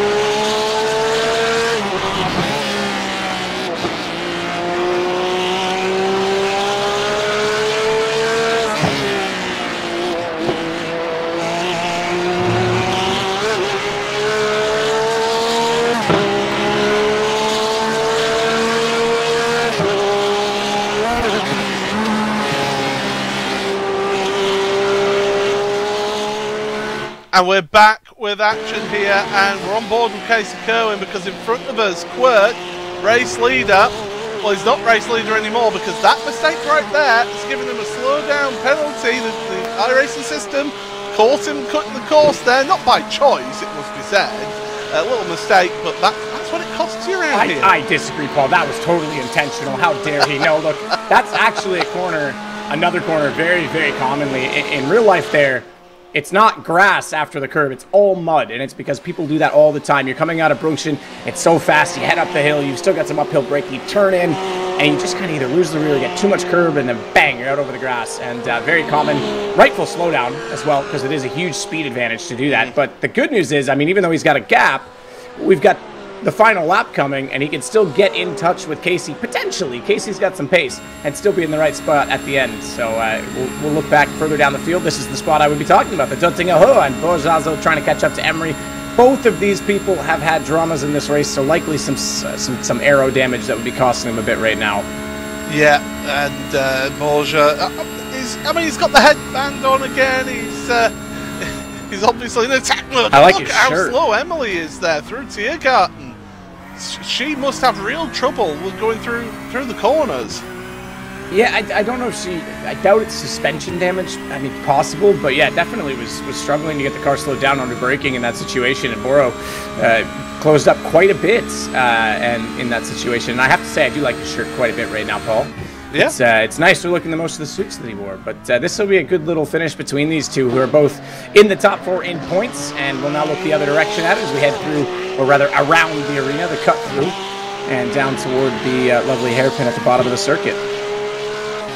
So yeah, Emily trying to keep ever the professional and trying to keep hydrated. Kind of missed the corner because she was taking a drink. So it shows that even when you're going down the Dottinger Heuer, you still do have to have a certain amount of concentration. Paul, this is it. I've been trying to think like that. We have so much in sim right now. We've got, external dashes you can buy, tons of different wheels you can get. You can get custom wheels from any car, different, wheel bases, pedals, cockpits. We don't have yet a steering wheel with a drink button and an automated pump. This is the product we can make, Paul. Yeah, I'll tell you what, you get on to making that, I'll market it. Okay, perfect. I will call someone who knows how to do that. No, Paul, we will probably not have the drink. No, we won't. No. But Casey Kerwin behind Quirk right now, really struggling there, and this is what's happened to Casey now out there. He had a nice, comfortable lead over Quirk. Decides that it's time to go a bit of a drifting. Well held. That's pretty well done considering TC. Some people have a TC cut button on their wheel and they're very quick to react with it. I'm not one of those people. I always hit it when it's too late. But TC is going to be digging into that and struggle to fight TC as well as correct the car and power through that. So well done for him to hold that, even though, yes, he went off track. Yes, he loses a position. That could have been the whole front of the car pointing the wrong direction and a lot more time lost. And those tyres will be screaming at him as well because of the amount of heat that he's put through them as well. They would have certainly for the first sector. Now that they've done the straight toward Swedencroy, he can tone them down a bit, maybe use the draft a bit to just lift and coast. He can get the temperatures down before they're too far into this now. Yeah, that's right. But I said Mabitz was loitering with intent. I said that he was hanging around off of the top drivers, and well, here he is again looking for a podium. Well, he's in a podium position right now, but he's looking for something even better than that. As we have a look then at our competitors, so it is Quirk, Tyson Mayer bottom left, with Casey Kerwin bottom right now. Differing hairstyles, one by choice, one not by choice, as they go through the left and just get themselves into the groove through this part of the track now, and it's so difficult to get yourself spot on through Kellenhard. Plunging downhill towards miss hit miss. These drivers, you can see the focus on them, you can see the amount of wheel input that they're having to give as well onto the brakes. And this is the slowest corner on the track. It's a really tricky corner to get right. Quirk ran a little bit wide. That's given Casey an opportunity here to come alongside. Meanwhile, further back as well, we've got Emily Jones and Porsche Zazo. See those two working away. As they head Emily with a big slide then. That's going to raise the heart rate a little bit. Your top three, though, your top three are together, and Casey Kerwin's lost the position to Mavix. Mavix is making a run for this young man. At the Bergberg, this is a great opportunity. This is awesome. The fact that all three were hit this time. Last time Casey was in this, but had damage. He's had a few mistakes, but has pace. We might see a double, triple pass at the Dottinger Hohe, let alone Kesselschön, as they're going to go side by side. Not room for three here. Not a chance. So Casey's going to have to be patient. Might be able to follow one through, but can't really force the issue on them. But that's fine. He's still going to be okay with this position. And especially if these two are going to be racing this hard and this aggressively. So fall into line, gentlemen. Single file, and just keep it clean until you get to Dottinger Hohe at this point. Yeah, these drivers, they've been just stuck together afternoon and evening, wherever you are in the world. So these three just cannot be separated at all, even in that first race. The interesting thing is the carousel. Here we are in it. It's brutal. By the way, it's amazing. It's cool. It's awesome. It's brutal. Even in a car with basic coilovers, it just beats the snot out of your back and the seat. But it's one of those corners that it would be a great braking point and overtaking point if it weren't for that single file aspect of the corner. And there's been a lot of discussion about that, about whether or not it should be banned with modern cars having enough grip to do it and sort of leveled out again. And nostalgia and charm says to me no, but I can see the racing argument. So just to think about that as a viewer, what your thought would be on that maybe. And but look, it's iconic, is it not? I'm sorry, that would be like painting over the Mona Lisa with some eggshell paint. This is pretty. So as the driver's going along, Casey Kerwin now, he's in that. I think he's in the dollar seat right now. I think he's got the spot-on place to be. If he can keep this close heading on to the Dottinger Hohe, I think it's Casey for the win here. I think you're absolutely right. Yeah, it just depends on how Quirk goes about getting the job done. He could, take his time maybe going by, Max in front of him and hold Marco beside him, maybe use that as defensive, but then you just want to get the job done, don't you? So it's such a touchy one. Good gap right now for Marco, though, I have to say. Casey might actually be struggling because if Quirk gets too focused on defending and not really getting a good run in these last few corners, Casey's going to be all over him and maybe lose the draft in front. So actually he's closed it up. That's a good sequence there from Quirk. Through the Kleiner Carousel for the final time here in this All-Stars race. Don't forget, we've got the Porsche Tag Heuer Esports Supercup coming up for you very shortly. These All-Stars are putting on one heck of a performance and a heck of a show. And look at that, the weaving has started on the Dottinger Hohe. Well, I say weaving, he's moved to one side of the track. I think he's just giving himself options now, is Mavix, but I think he's a bit of a sitting duck right now. And if you're Casey Kerwin, you need to be making some moves towards the second half. Here we go, Quirk to the lead. Oh my goodness, almost turning each other. And Casey's been boxed in here. This is the right call. That's the right call. Bump him, because the faster you can get him past, the sooner you can pull out to get to his right side. There was no room on the left. He had to give him a nudge to create space for himself to make a move, and he's made it, but they both lost it. They're going to be into each other. They're gone. Marco, did he avoid it? Yes, he did. Oh, he got on the brakes enough to sneak inside Casey Kerwin, and he will slide away with a victory. Yeah, I think he knows he was gifted that one.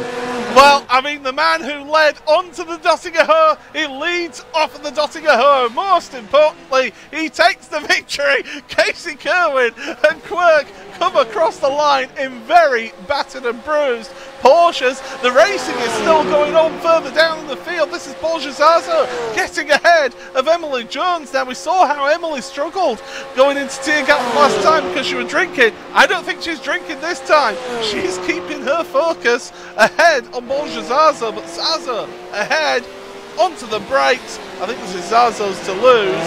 You can make a mistake here and it could cost you time. Onto the start finish straight. Here comes Emily. She's in the draft. She wants to pull out, but it's not soon enough because there's the finish line, and it is Porsche Zazo who takes it to the line for sixth place there. It is, and it's the rearward line for the grid spots. I wish it was the deeper one because you could have a little bit more time to draft, and Emery did everything right. She held herself up at the second apex, tried to tuck it in and get a great run, but so too did Borzazo, knowing that all he needed was a good exit. And speaking of exit, I think Tony Kanaan will be exiting stage right or left here in a moment as he'll crawl toward the finish with a very battered Porsche. But hey, if he's going to stream for a couple hours and learn the track, I might even tune in and see what he gets up to. A couple cars still finding their way around. Yeah, Rai, who of course had to have a pit stop after getting that damage through Schwadenkreuz, and of course there's also Thiemo Sant as well. He's out there on track as well, so they're both duking it out not to be last place here of the runners. Of course, Matt Malone, the only retirement in this race, so credit to those drivers. It'd be very easy for them to just say, do you know what, I'm going to be driving on my own and that, but yeah, definitely good to see them. But we will head on over to our Buzz post-race show and we'll have a look here then, Matt, at the end of the race. Yeah, and obviously, like you say, Marco led on to the Dottinger Höhe, and it took quite a while for Quirk to get out beside. Immediately, they both had to chip a little bit to the left as he go under the bridge, and that is exactly the right call, I think, from Casey Kerwin. He can't get further over. He knows he's got no room, so he's got to push him forward. He's got to speed that up to give himself a chance. And into the compression, you turn in, it gets very tight, bit of curb, and I think he actually took the voiding. I don't think there was contact on the initial. I think Quirk got a little spooked, and it caused him to get out on the grass, and then they come back across and unfortunately take each other out, and the seas part, Marco's through. Marco is Moses. Certainly is with that one, as we'll have a look at our race results here on the Buzz post-race show. It is Mavix TV, Marco Bischoff, who wins this one 4 seconds ahead of Casey Kerwin and Tyson Mayer, with Straddy 4th place. Then Gamer Muscle 5th ahead of Bolgazar, so Emily Jones in 7th place ahead of Heike 360. Then Tony Kanaan, his battered and bruised Porsche, Rai in 10th place. And then Thiemo Sant is in 11th, and Matt Malone, the last driver who did not finish the race here. But we will get to speak to a couple of our drivers here in this Buzz post-race show. But that was magnificent. And Matt, you've got a driver who was involved in that instant at the end. Yeah, Casey Kerwin. Obviously, you did look. We knew it was going to be a tough one. You don't have both straightaways. The front straight is the finish. You got to get the job done. I thought you made the right call, bump drafting to give yourself space, and then it all went a little weird with Tyson into Tiergarten. Yeah, that was unfortunate. We both got away with it a bit. We were at least able to pull away and cross the line. But yeah, I mean, you're going that fast. This track's pretty narrow when you get down there. Unfortunately, it just didn't work out. Once we kind of made contact and Tyson got off in the grass, I knew that he can't stop at that point. I saw him in my left monitor go in the grass. I was like, yeah, I'm about to get hit really hard here. All I was hoping for was that at least Marco could maybe get involved and it'd be a 3-car drag race of just destroyed vehicles all the way to the line. But he got through and he won. But it was a lot of fun. I honestly thought coming into this that this race would be a lot more of you're just kind of racing the track, right? And personally, like, I hadn't raced the Nürburgring in a long time, so I had to completely. I put in probably at least 3 hours of practice just trying to, like, it probably took me up until like an hour and a half or 2 hours in. I wasn't lost anymore, so I knew where I was going, but I'd still find a new way to crash in every corner. It'll do like, that. With 170 corners, you kind of find a different corner to wreck in every lap, and that continued in the races as well. As I went off in the sprint, and I had my half spin there in the feature as well. Track's tough. I was joking with Tyson again a couple days ago when he asked me how my prep was going. I was like, yeah, I complete about 1 in 5 laps, and that kind of held true. Thankfully, I stayed going, but I still crashed about 1 in 5 laps. So well, yeah, because you were actually leading going on to the last lap, but then on the GP section, that was a good hold, by the way. I thought you were. So, question: did you hold the TC button to allow you to kind of hold a bit of throttle, or were you just fighting the TC the whole time as well? The TC and the direct drive just kind of drove me out of it. You know, I didn't really. I don't really remember if I kept my foot in it or not, or just kind of tried to half sit, or just I was pretty much full lock to the right, and thankfully it just kind of straightened out off the TC. But yeah, those blades of grass, when you try and brake with your right rear on one, they catch you out. Yeah, absolutely. I thought it could have been a lot worse for you, so at least you were still in it. It was kind of humorous to watch you both crawl across the line. Yes. It was kind of Days of Thunder-esque. There's a reference you should get where you're both battling. It was like the wheelchair battle where you're both completely bruised. I was leaving a tire mark all the way down the front straightaway because my wheel was almost full lock to the right to go straight. I was crabbing quite a bit there. I like it. Well, you came away with it. And second place to you today, obviously, Marco was smart. I know you said it would have been kind of humorous, but I think he braked as soon as he saw you guys get into it and managed to sneak through. So well done to him, and well done to you. Yeah, great race. That was a lot of fun with him and Tyson, both races. They were both insanely quick. This place is insanely tough, but it was a lot of fun, for sure. Absolutely. Yeah. So very, very cool. And Paul, obviously you were on with that one and it was exciting all the way to the end. So great race, Casey. And we will see you at Le Mans, interestingly enough, next up. Yes. Thank you. I'm looking forward to it. Appreciate it. No worries. So yeah, Paul, that's a pretty cool race and a way to finish it. Interesting to hear his perspective, but we do have Marco Bischoff. Marco, you had quite a view at the end. I can't hear you at the moment. You are a little bit quiet. I can turn myself up just for you. I'll make an exception for you. No problem. No, you had quite a view of them crashing in front of you and managed to keep it clean. Yes, it was, to be honest, very lucky for me and unlucky for the guys. They were a little bit faster, I think, on the lap, but yeah, it was pure luck at the end for me. Did you want to be leading on the last lap? I want to. I want a little gap until the Döttinger Höhe, but it didn't work. So yeah, it was not the best idea, I think, but yeah, for the action, I think the lead was good in that moment, and yeah, at the end, it was luck for me. Yeah, absolutely. Yeah. You started to break the toe. You went right, and then you stopped. Did you think you could break the toe, or did you think maybe I can redraft? What was your thinking there? I thought I can pass. Tyson passed me, and then I can use his toe to be to catch him again. But it didn't work. Well, sadly, it did work, but not the way you planned. You still got the win. Yes, other way, right. Well, congratulations on the win. That was fun to watch. Thank you very much. It was a really, really fun race and awesome, guys. GG to the other guys, and thank you. Yeah, thank you. Absolutely. And obviously, therefore, that means Tyson Mayer, porketized, the man that everyone loves to hate. Obviously, I love you personally, and those glasses make me love you even more. But that was a pretty ridiculous finish, I guess. Yeah, man. I these kids these days, they just think they own the track, and you gotta get your elbows out, and you just gotta deal with it. So elbows, legs, whatever part of the car that was flying through the air at the end. Did you expect Casey to get alongside you? Did you think it was late enough on the straight you might have got away with it? I thought I could get away with it, but no.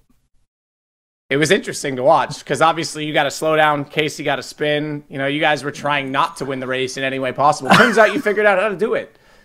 It was great though, man. Both of those races with Casey were fantastic, and I hope everyone enjoyed watching them. So, well, we'll deal with it, even if we didn't, as the Shades would say. So, yeah, super cool. I think those are wicked. We're going to Le Mans next week. Maybe some more drafting, some more battles with Casey. Yeah, it should be good. It should be a lot of fun at Le Mans because everyone should be able to keep up with each other, with the draft. So it should be good fun. Absolutely. Well, I'm looking forward to it. Who knows what can happen? Maybe there'll be another driver on the circuit. Who knows? I'm just saying, just saying. There's all sorts of rumors I'm hearing. You might have some more competition, but it'll be a good time. Yeah, I think it'll be fun to watch you guys draft further again. Maybe we'll all have to deal with it next time. Yeah. All right. All right. Cool. Well, good job today. Yeah. Thank you. And of course, someone else to speak to in this one who is involved in, I think, pretty much every aspect of the race, from 3 wide at the start to catching people on the back straight into Schwiegenkreuz. Althea, you had a pretty busy day around the ring.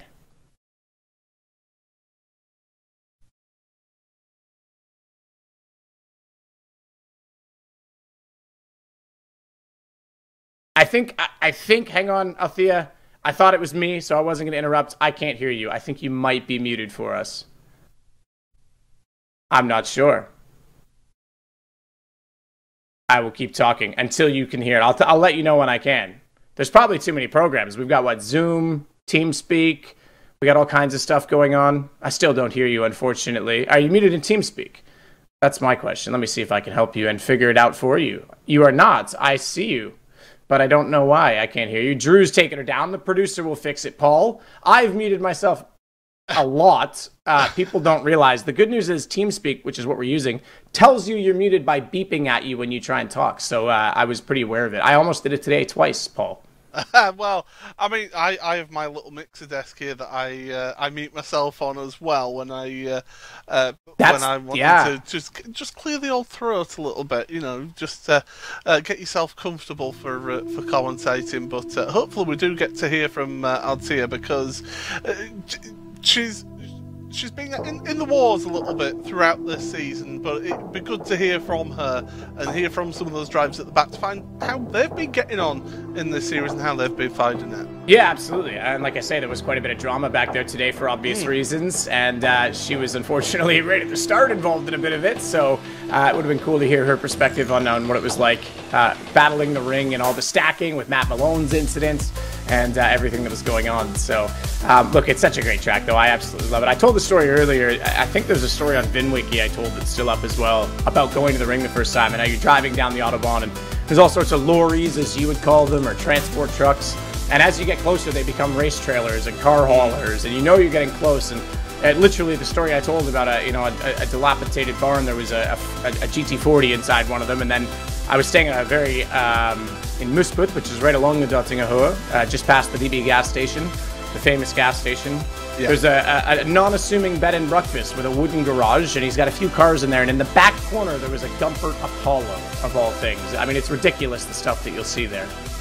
Well, let's have a look at something that is quite amazing. Tyson Mayer, Quirk, has actually extended his lead even more to 59 points now in the standings, and with 2 rounds remaining in this one, I mean, theoretically, anyone in that top 6 still has plenty of opportunity to win this championship. But really, in terms of pace, you'd have to say Quirk has been just a step above everybody else for the majority of the season.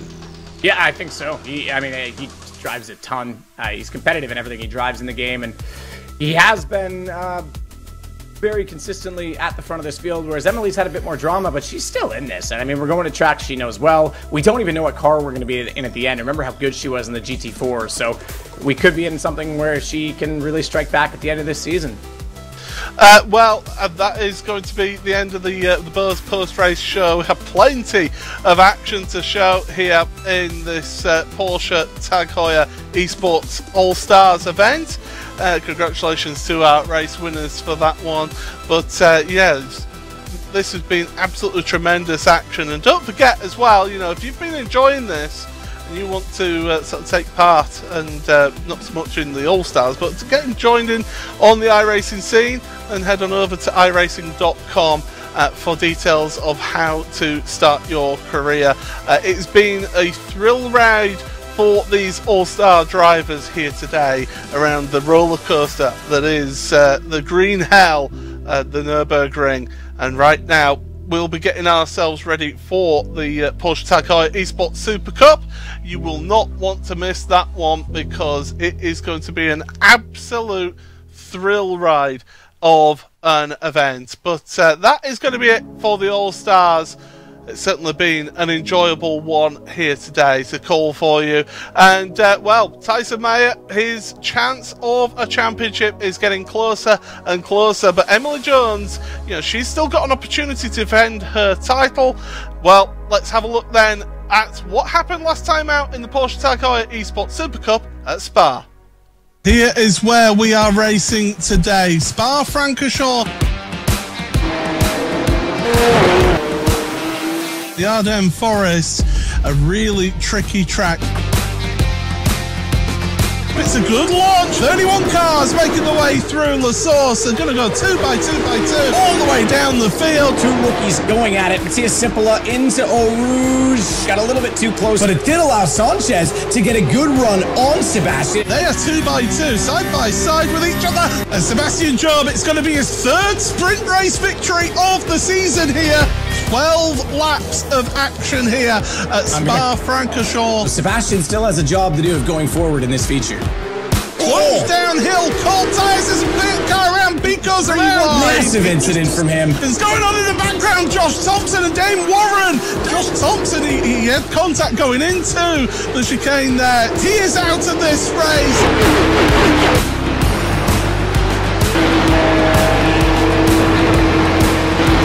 Look at the gap. Racing going on, Sam Keiter, Gianni Vecchio as well. They're still together side by side. Malmedy and Pinto were on board with championship leader. Little lift mid-corner.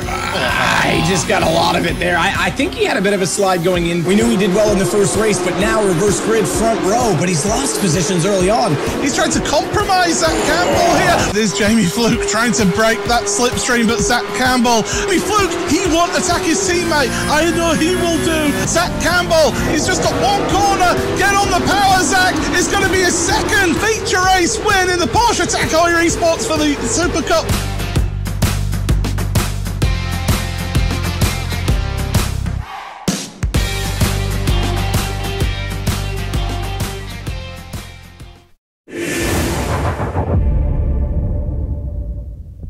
So that is what happened last time out here in the Porsche Heuer Esports Super Cup. I say that it's one of the best races of the championship history last time out at Spa. But this time we head on over to the Nürburgring. And Matt, you've got plenty of experience around here. You know, talk us through this magnificent circuit. Yeah, it is. It really is a magnificent circuit. Top 3 in the world for me.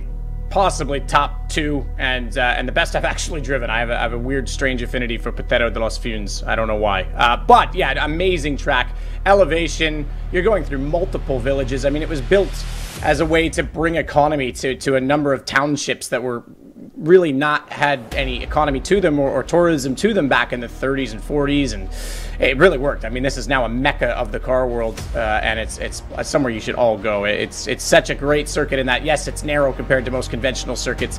It's got walls very close by, but there's so much blind apexes and momentum and ways that you can really attack the track, but not overdrive it either, because it really will catch you out. And yeah, it's had so much history and so much with it, but what a car to be around here as well. No ABS, no assists around the most challenging circuit in the world.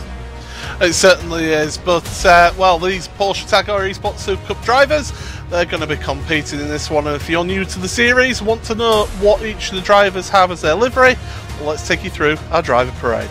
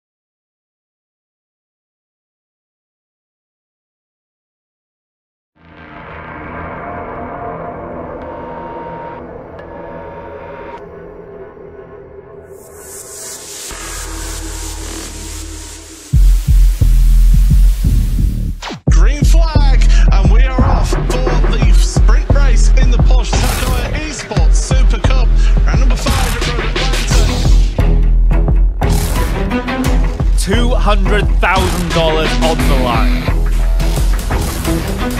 Who will rise to the challenge?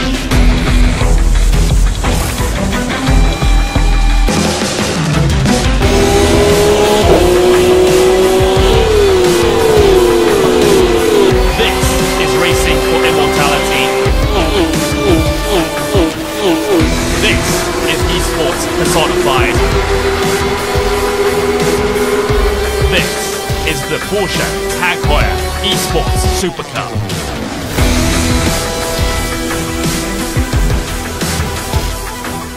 The Green Hell, it is a phrase that was coined by Jackie Stewart to describe this venue, and in the Eiffel Mountains it is a tremendous opportunity for some drivers to etch themselves here in Porsche Heuer Esports Supercup history. It is round number 8 of Porsche Heuer Esports Supercup.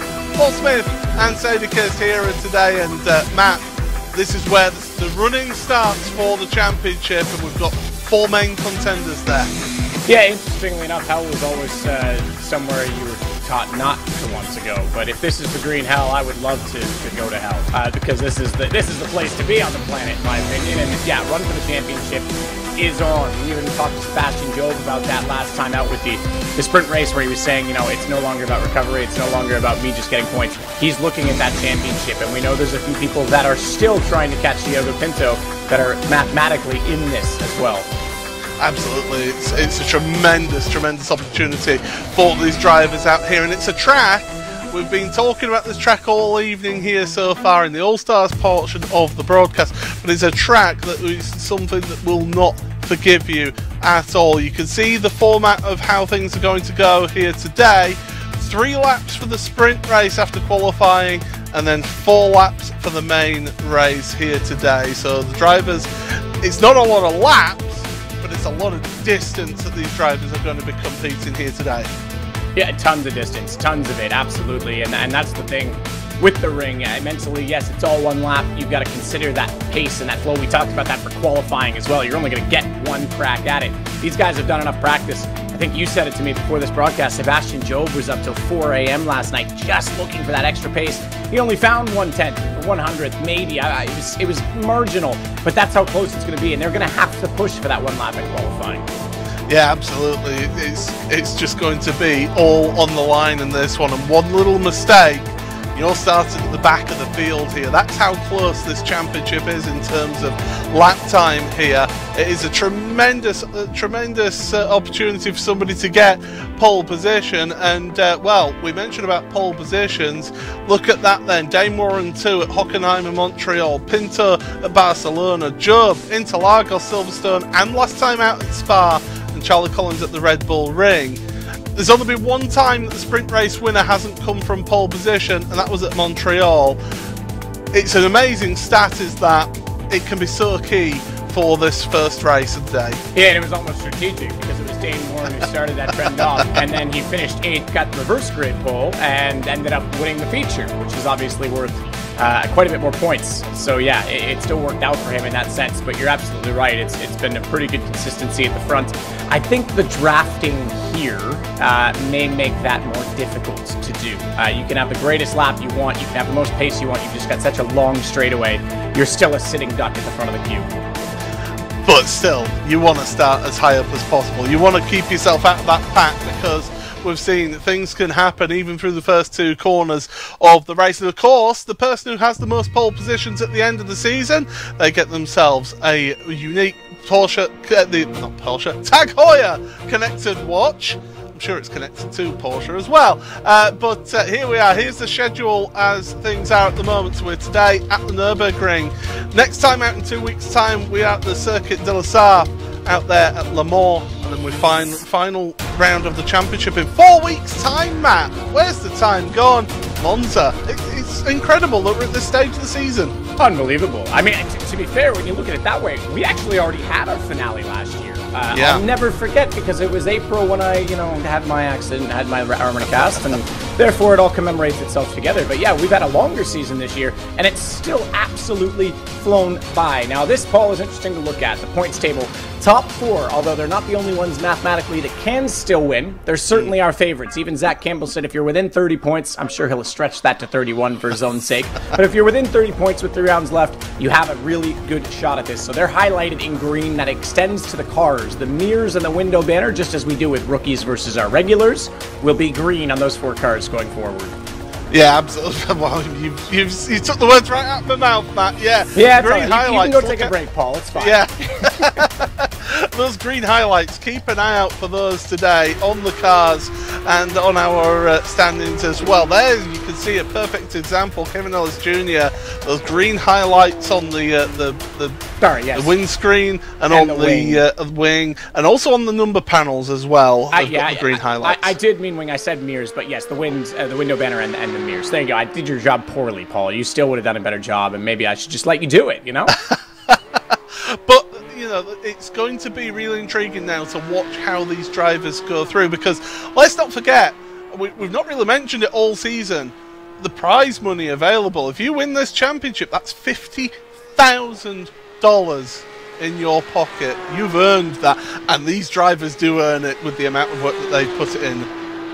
Oh, absolutely so. I mean, this is a full-time job, and many of these guys, some of these guys within esports, yes, they are fully committed to sim. They do setups for various companies. I know Apex has a setup shop as well that they run, as well as the team, and they're doing other events on top of it to gain more prize money. So some of them are full-time sim. Some of these guys have a daily job, and yet this is full-time hours just to practice for this series alone, and then some. I mean, it's not every day that you go, hey, you know what, I got to get better at my job, so I'm going to stay until 4 a.m. tonight. But that's what Sebastian Job did last night. Yeah, that's the level of commitment that you get. And of course, at the feature race as well, if you do get yourself a feature race win, that's $1,000 in your pocket as well. A total prize fund right across the season, as Connery said in the intro video, $200,000 that all these drivers are competing over. Here is one driver who... he hasn't had a win for quite a while now, Maximilian Bennecker. In fact, the last time he had a win was at Barcelona in, get this, 2020. He is somebody you would imagine would have got a race win by now this season. Oh, absolutely. It blew my mind that was the case. I mean, there's such a great, talented field here. And look, I know he's not driving in this series this year, but also such was the domination of Josh Rogers, especially last season. I mean, everyone's so competitive and so close, but he was just absolutely consistent in qualifying and picking up wins, and that meant that there's only so many wins to go around. But this year has been so exciting and in the competitiveness of it. Diogo Pinto, look, that guy, he's right now just barely ahead. Well, I say just barely. It's quite a gap still. 371 to 359, which we know is significant in this series. So 12 points. That's with a 20-point penalty for earlier in the year. That's how good he has been throughout. And he only has one first place in a sprint race, not even a feature. The most wins goes to Sebastian. And there's only 2 drivers that have more than 1 win. It's he and Zach Campbell.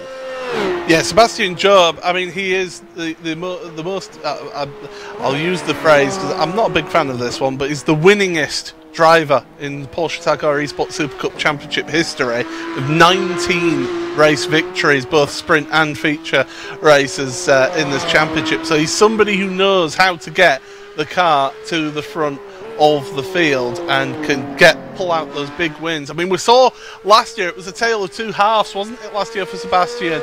He won the sprint race. You saw the emotion on his face as he crossed the line. Came to the feature race, engine blew.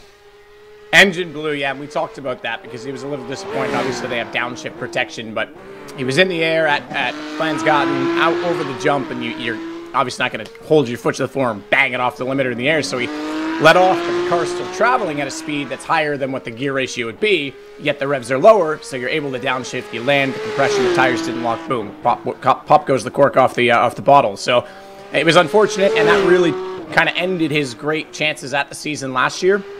But we know, as you say, he's been practicing here. We know this year, perhaps the drama's out of his way. He's got a different focus and approach sort of in the recovery that we've been talking about all season long, and I would consider him very much a factor today.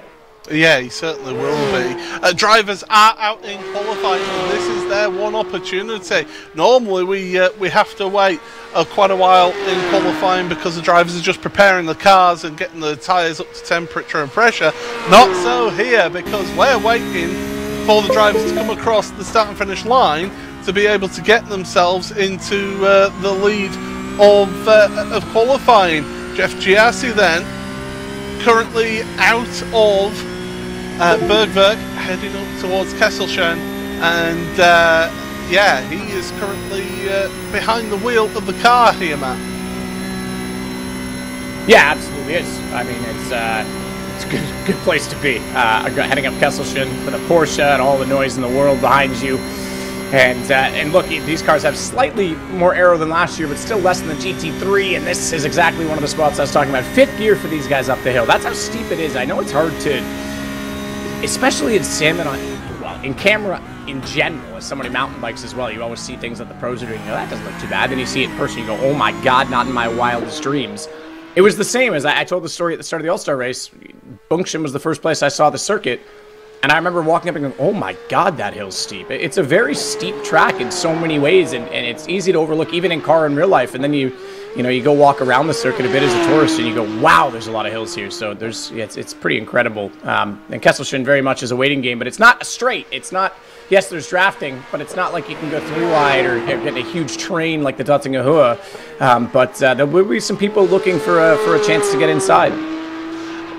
You know what? I've been to the Nürburgring, but I've never actually been around the Nordschleife or even been next to it. The closest I got was the road going alongside the Dottinger Höhe. So that's about as close to the Nordschleife as I've been personally. Oh, we got to change that, Paul. Yeah. All right, so here it is. Porsche Esports Heuer Supercup. I said that all wrong because I'm excited about this, but 2023. Season finale. We did Hockenheim last year. Next year we'll do the Experience Center at Nürburgring, and they're going to give us a GT3 RS because they love us so much. Man-Thigh edition, probably, if I'm honest, and we'll go do a few laps. Yeah, absolutely. You can show me around. Here's one of our championship contenders, by the way. Zach Campbell, the man who said you need to be within 30 points at this stage of the season. He's 31 points behind, but he's still very much in with a shout of this championship. And 4th place in the championship. You see those green highlights on the car. Look out for that when we're in the races, everybody. But here we go. He's coming out of Galgenkopf right now onto the Dottinger Höhe, and in qualifying now. I don't know if it's the same with you, but I make sure that I press that throttle pedal as hard as I possibly can down the Dottinger Höhe. I have a spring and a damper, and I know a lot of the pros don't like having a damper because it can move and adjust, and it's frustrating. But yeah, I push extra hard to make sure I feel that spring almost go pop behind the pedal. And there's something you can simulate in this is obviously the crowning of the road, and you'll see that at Le Mans especially, as it's a public road. Yes, I know that Nürburgring is technically a public toll road, and that's how they allow tourist stays, etc. But it's still paved as a circuit, so there's not as much crowning to get rid of the water. Whereas Le Mans, you'll see a lot of people using that crowning to let the bottom of the car get lower and create more aerodynamics. But it's still a factor here, and you can see them using those seams a little bit down the Dottinger Höhe. There's still a straightaway line, so to speak. Lap times coming in now. Dane Warren, the fastest of those lap times. Forget that. Zach Campbell has gone fastest ahead of Sebastian Job right now at the top of your field. Forget that. Championship leader Diogo Pinto sets himself to the front of your field in qualifying. Time's coming in thick and fast. We've still got a few drivers still finishing off their laps. Thomas Tetteler is one of those. Max Bennecker moves up to 7th place in this one, but the top 3 are championship contenders. Kevin Ellis Jr., 6th place in this one. Charlie Collins, he's still got a bit of a way of this lap to go. He's going to be touch and go as to whether he can make it to the end of the lap here, Matt. It's going to be tight. I mean, he may have left this too long. We'll see if he can keep pushing it forward. Now, don't be misled. He does have green mirrors on Charlie's car. He's had those all year to distinguish him. Not one of our highlighted drivers, but certainly going to be trying to just get himself on the grid at this point and not have to start at the back because, man, chaos at the back. We already know how tough it can be. This is going to be tight. I don't know if he makes this. Well, Charlie Collins does have one pole position to his name at the Red Bull Ring. This is a little bit different. It's got the undulation at the Red Bull Ring, but this is on another level is this track. And the youngster from the UK through Galgacott once again onto the Dottinger Heuer, keeping it flat out now all the way down this straight towards Tiergarten. There's only him and a couple others. Josh Thompson has abandoned his lap. He's going to be starting from the back of the field. A 33-car grid.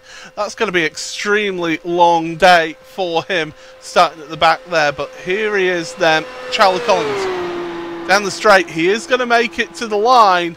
What's his time going to be, though? Yeah, this is going to be tough. I'm curious to see. I mean, look at our championship protagonists, though. All of them in the top 6. 3 of them taking over the top 3 spots, and it's, of course, almost in the exact order. Well, I should say Pinto's in the order he is in the championship, leading away by 2/10. That's a brilliant lap from Diogo Pinto. Campbell and Joe barely put a hair between them. And then Kevin Ellis Jr. not far off of it, but 0.6 back to him. This is one of the bigger gaps, and I guess, sure, you might expect that longer circuits of the calendar. Now, where did Charlie... He did come in at 6. He's bumped Kevin Ellis Jr. That's not a bad lap, considering we didn't think he was even going to get one. There's 30 seconds left on my timing screen. 27, I should say now, as we look at the official timing tower. And there's still a few people that are coming around. I don't think you make it here. From 20 seconds from here, no chance. Yeah, you're not going to make it to the end of the lap there. You can see those top 3. Those are your main championship contenders, along with Kevin Ellis Jr. in 7th place. In the timing tower on the left-hand side, the highlighted green, that's how to keep an eye on how our championship contenders are going out there in the race. But it is Diogo Pinto then, with his 2nd pole position of the season, and a big pole position indeed for him there. So that helps him keep within a shout of Sebastian Job in terms of the Porsche Tag Heuer pole position award. And let's go through your grid then. It's Pinto and Campbell front row of the grid, with Job and Dame Warren 2nd row. Sanchez and Charlie Collins share the 3rd row of the grid. Ellis Jr. and Bennecker row number 4, with row 5 shared by Sipola and Cooper Webster, the impressive rookie. Johan Harth and Marina Sarica row number 6. Row 7 for Thomas Tetteler and Jeremy Bootler, with Graham Carroll down on row number 8. He'll be disappointed with that. Alongside him, Jordan Caruso, Quentin Violate and Alessandro Bico, row number 9. Row 10 for Julian Sonnen and Salva Tannens, with Gianni Vecchio and Kamil Grabowski, with Jeff Giassi and Oscar Bixrud down on row number 12.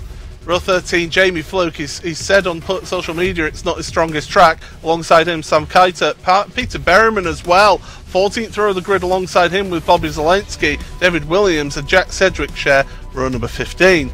And the final couple of rows of the grid, Josh Thompson, Alexander Volters and Dino Lombardi. 33 drivers on the grid. Very quickly then, Matt, who's your call for this first race? Oh, that's a tough one. Any of the front 3. These guys are going all out for the championship right now. Pinto's in the hot seat, but you know Sebastian's going to be looking to make a move, and you know he's not going to make the same mistake this year he did last year.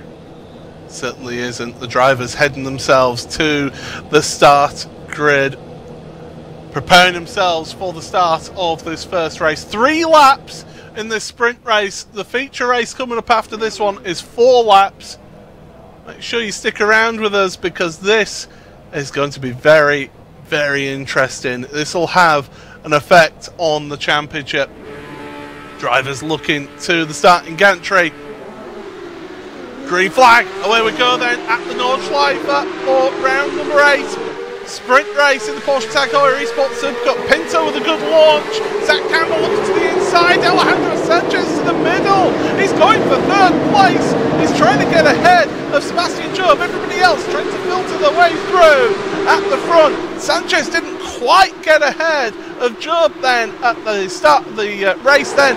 So it is Pinto, Campbell, Job, with Sanchez, Collins, Warren, Kevin Ellis Jr. 7th ahead of Max Bennecker in 8th. Cooper Webster and Matty Sipola 9th and 10th places. Drivers trying to sort themselves out on this opening part of the lap. The Grand Prix layout, we said in the All-Stars portion of the broadcast that if you want to make some early moves, now is the time to do that, Matt. Yeah, absolutely. You can definitely get jobs done early. Make moves under braking. You're on the widest part of the circuit on the modern GP layout, and you really want to sort that out before you head on to the Nordschleife for the first time, especially because tires are still going to be getting up to pressure as well as temperature, so a bit of a double whammy off the start of a race with the standing starts especially, and you've got to get the rhythm flowing early and not be fighting the car. Not overheated either here. to head out on the Nürburgring. And speaking of overheating, a lot of smoke in the background of that exchange. Oh, and that is going to be Jamie Flug. There's Bobby Zelensky involved in that one. Jack Sedgwick as well. Thomas Tetela. Oh, Tetela just dropped significantly down the order then with that one. So it must have been some sort of mistake and then getting the other drivers caught up in that one. But we're on to the Nordschleife now. It is Pinto ahead of Campbell with Job in third place. Don't forget, for the feature race, the top 8 finishing places in this race do get inverted for that feature race. So if you're in 8th place right now, which is Max Bennecker, you want to try and stay there. And this is where it's easy to get nerves ahead of you. I know I talked a lot in the All-Star race about keeping it calm. It's you versus the track. Get into the rhythm, stay in touch. You don't have to force the issue here, but when you've practiced all week to do so many laps, and yes, you'll have simulated with your teammates and what it's like driving with people in front and behind you, you know, you want to nail those marks. And as soon as you start making a mistake of how much practice you put in, it's very easy to break yourself mentally and be disappointed that things aren't going the way they did in that simulation leading up to this. So you really, really need to keep it calm early on here. Sebastian Job, especially right now, he's got a gap behind him. You may not be able to see. He's going to have a bit of aero wash. You just keep it calm. Back those marks up a little bit and let the car roll a little bit more. You can hear the car almost bouncing off of the rev limiter there as they head on down now towards Amberg. Out that corner, plunge downhill towards Foxhole. Tremendous section of the track. The whole track, let's be honest, is absolutely fantastic. And these drivers now in that queue, the front 3, maybe my eyes are deceiving me or not, but they're just trying to make a little bit of a breakaway at the front because Sanchez, I feel, is going a little bit defensive on Charlie Collins when maybe he doesn't need to at the moment. Yeah, it's tough when you don't really need to yet, you're right, but at the same time you don't want to invite someone into an awkward situation and getting a little bit defensive. You're still in a train, you'll be able to close things back up because, again, when you're in this train, everyone in front of you is backing up those points. So when you get a gap, you can get a little deeper and close it slowly as well. So we'll look back, though. I think this is going to be our start incident, which included Bobby Zaleski. Quentin Violette is throwing at the back now as well. Jack Sedgwick, all kinds of guys involved here, including Thomas Tetela, and it looks like he may have... Well, actually, I was going to say he may have pinched the apex. Not at all. He just got pushed out on exit. So that was 2 separate incidents. That was Tetela and Marina Sarica. There's Bobby Zelensky and Jack Sedgwick taking avoiding action from the Jamie Fluke incident as well. So that's 2 separate incidents there at the same corner, causing issues for drivers further down the order. Don't forget, top 20 in this race score points. The feature race, it's the top 25. So these drivers, any time they fall out of that top 20 in this sprint race, they are not scoring any points, and that's the last thing that some of these drivers want to be doing. Not just those at the front of the field, though. It's also those drivers further down that are trying to get automatic qualification for next year. I look back, Diogo Pinto is the front 3, all adorning that lovely green. Tag Heuer on the wing, and very much in a battle. You mentioned the points for this race. There's also points for qualifying, and it's sort of the old school F1 10.86, although it's not 5.43, it's 10.86.42, the top 5. So 3 of our championship protagonists would have scored in that, but of course Diogo Pinto, our leader, extends his gap ever so slightly, and I know it's marginal, but it all matters at this point. I don't know when you go. 3 laps. If you're Sebastian, you probably want to try and force the issue maybe 1 lap earlier, not to the lead, but put Zach under pressure to either figure out if he's going to be close enough that you can double draft, as we saw Josh Rogers do last year, or just get 1 move done so you're in a position to control your destiny on the final lap. Yeah, if you're the 3rd car in line, you are thinking of maybe getting yourself into seconds for the final lap, so that when you are on that final lap, get that run down the Nottingham Heuer. You did see that, as you mentioned, Matt, that green rear wing. It's also the windscreen banner and the little highlights on the number boards as well that are green. Those are your championship protagonists. Not everybody who's mathematically still in the championship, but it's your top 4 in the championship right now as we're heading to this thrill ride of a lap. And let's have a look at what happened to Quentin Violette. Is this at Floodplatz? It is. Up over the rise and over the car. That was a heck of a jump, to be fair. I mean, maybe the lack of aero played into it, and obviously it came down. It's just it's whack, and he's on the white line, goes to turn in, and it's a committed corner, double apex, and yeah, just couldn't hold it together. Well, there's the race for 20th, and we're having a look at Pete Berryman then with those purple wheels, very distinctive. You can spot him a mile off in that Apex Racing Team car, but he is down there 21st, looking to try and move forward. I love this shot. You can see the air that the cars get. This is where last year, several haters mentioned this every time, but this is the point where Sebastian did blow that engine up over that jump, but right now everybody keeping going as they go through the Beloff S now, and Pinto's just pulled out a little bit of a gap, but I don't think Campbell will be worried at this moment. No, not yet. 0.7, you're still very much within that draft, and not only that, you'll have a train behind you that will help you to do so and to close that up. And I don't think they'll be too worried about this, but this is where Sebastian Job has to make the decision. Does he go for Campbell now? Because Campbell's not going to be in the position to defend himself by then attacking Pinto with the same draft. He's going to be a little further back. At the same time, if he gets a good exit here, and he's closed it down by a 10, he also will have that draft and make it more difficult, and Sebastian may not have a choice here. He may not even be able to get by, and yeah, we saw this coming, didn't we? Yep, the snake is heading down the straight then, and the problem is you can't be weaving that much if it's much closer, or else you would be moving line and not giving that space. Here's Pinto then. He's gone to driver's left. Zach Campbell is getting closer towards Tiergarten, but no move being made as they go into Tiergarten. To the top 5 stay as they are. They're all covered. Well, you could almost put a blanket over them. They're that close together in the top 5 right now. Out the final corner, across the line to finish lap number 1. And again, Pinto trying to break that slipstream. Job has got a good bit of a run on Zach Campbell for second place. He could potentially look down the inside at the turn number 1. Onto the brakes goes Job. And your 2020 champion, he moves himself up to second place. Charlie Collins is trying to move up ahead of Alejandro Sanchez behind as well. He gets the job done. Obviously, he wants to be a little bit closer with 2 laps to go, and that will put him in a position of power behind them. They're squabbling for position as well, so that means Alejandro Sanchez holding up Charlie Collins. Collins is 5th in the championship. Yes, he's not highlighted in green. He's a little bit further back mathematically. In fact, nearly over 100 points, in fact. So it's going to be an interesting situation if he possibly could win this, but he can still spoil it by getting involved in this battle at the front. Now, we did see Pete Berryman a little bit earlier, but something has happened to him, and it's involved the driver of Julian Sonnen. There's the contact together, bang, into the wall hard. Pat Berryman's decided to head onto pit road, and I think his day is done in the sprint race. Sonnen trying to carry on, and that backs everyone up there. He's struggling to get round those corners. Severely damaged car. He has actually carried on out there as Julian Sonnen, so he's determined to just get as better starting position for the feature race as possible back there.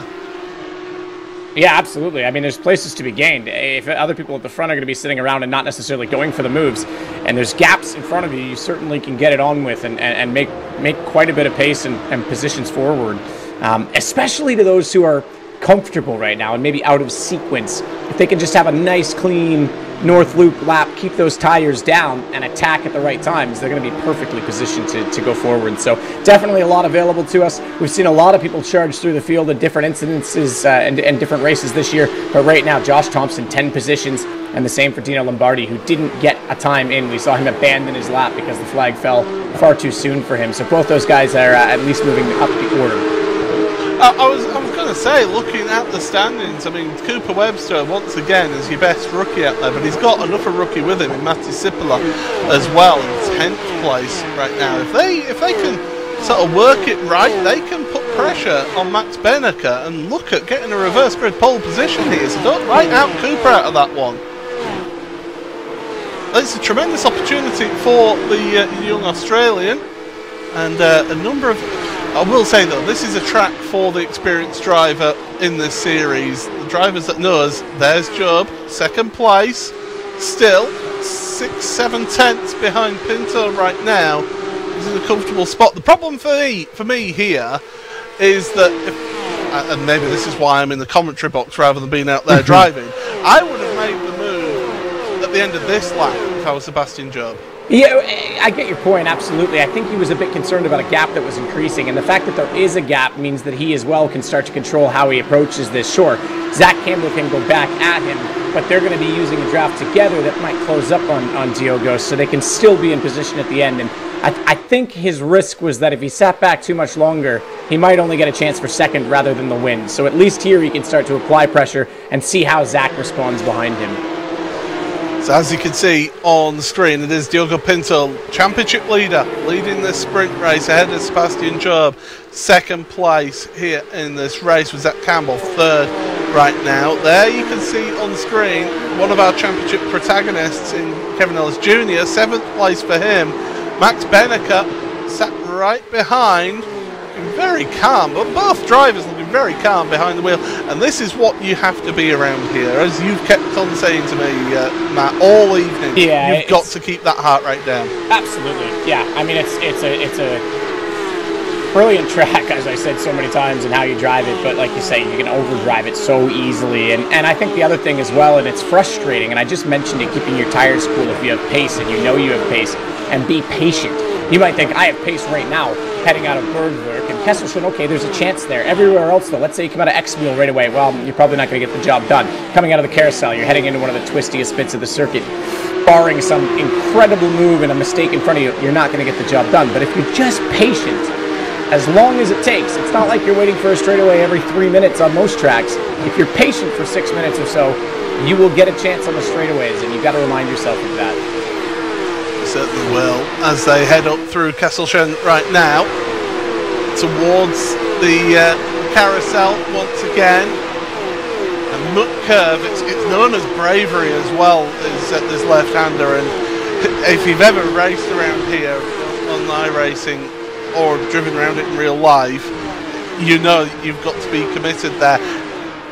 Here though, Matt, look at those championship positions for the drivers who are wanting to automatically qualify. Yeah, absolutely. So formerly there used to be a 40 grid championship. It's been reduced to 35 this year, which I think is better. It's easier to keep track of. It also gives a bit of more competitiveness in the midfield for those points positions. But it's 15, or the top 15, I should say, that are re-qualified. The rest will have to re-qualify through a much different format, a much more competitive format, with literally tons of other drivers that are knocking on the door, and that's not a comfortable position to be in. Graham Carroll's 15th right now. Thomas Tetela is right behind him, and that was, you just saw it. I mean, everyone from Aichin Gouvin, who unfortunately not here again this week due to his real-life commitments, despite being very competitive at the start of the year. Salvatallon, Sarika, Carroll, Tetela, Caruso, who had an incredible performance last weekend, put himself in second of the rookies.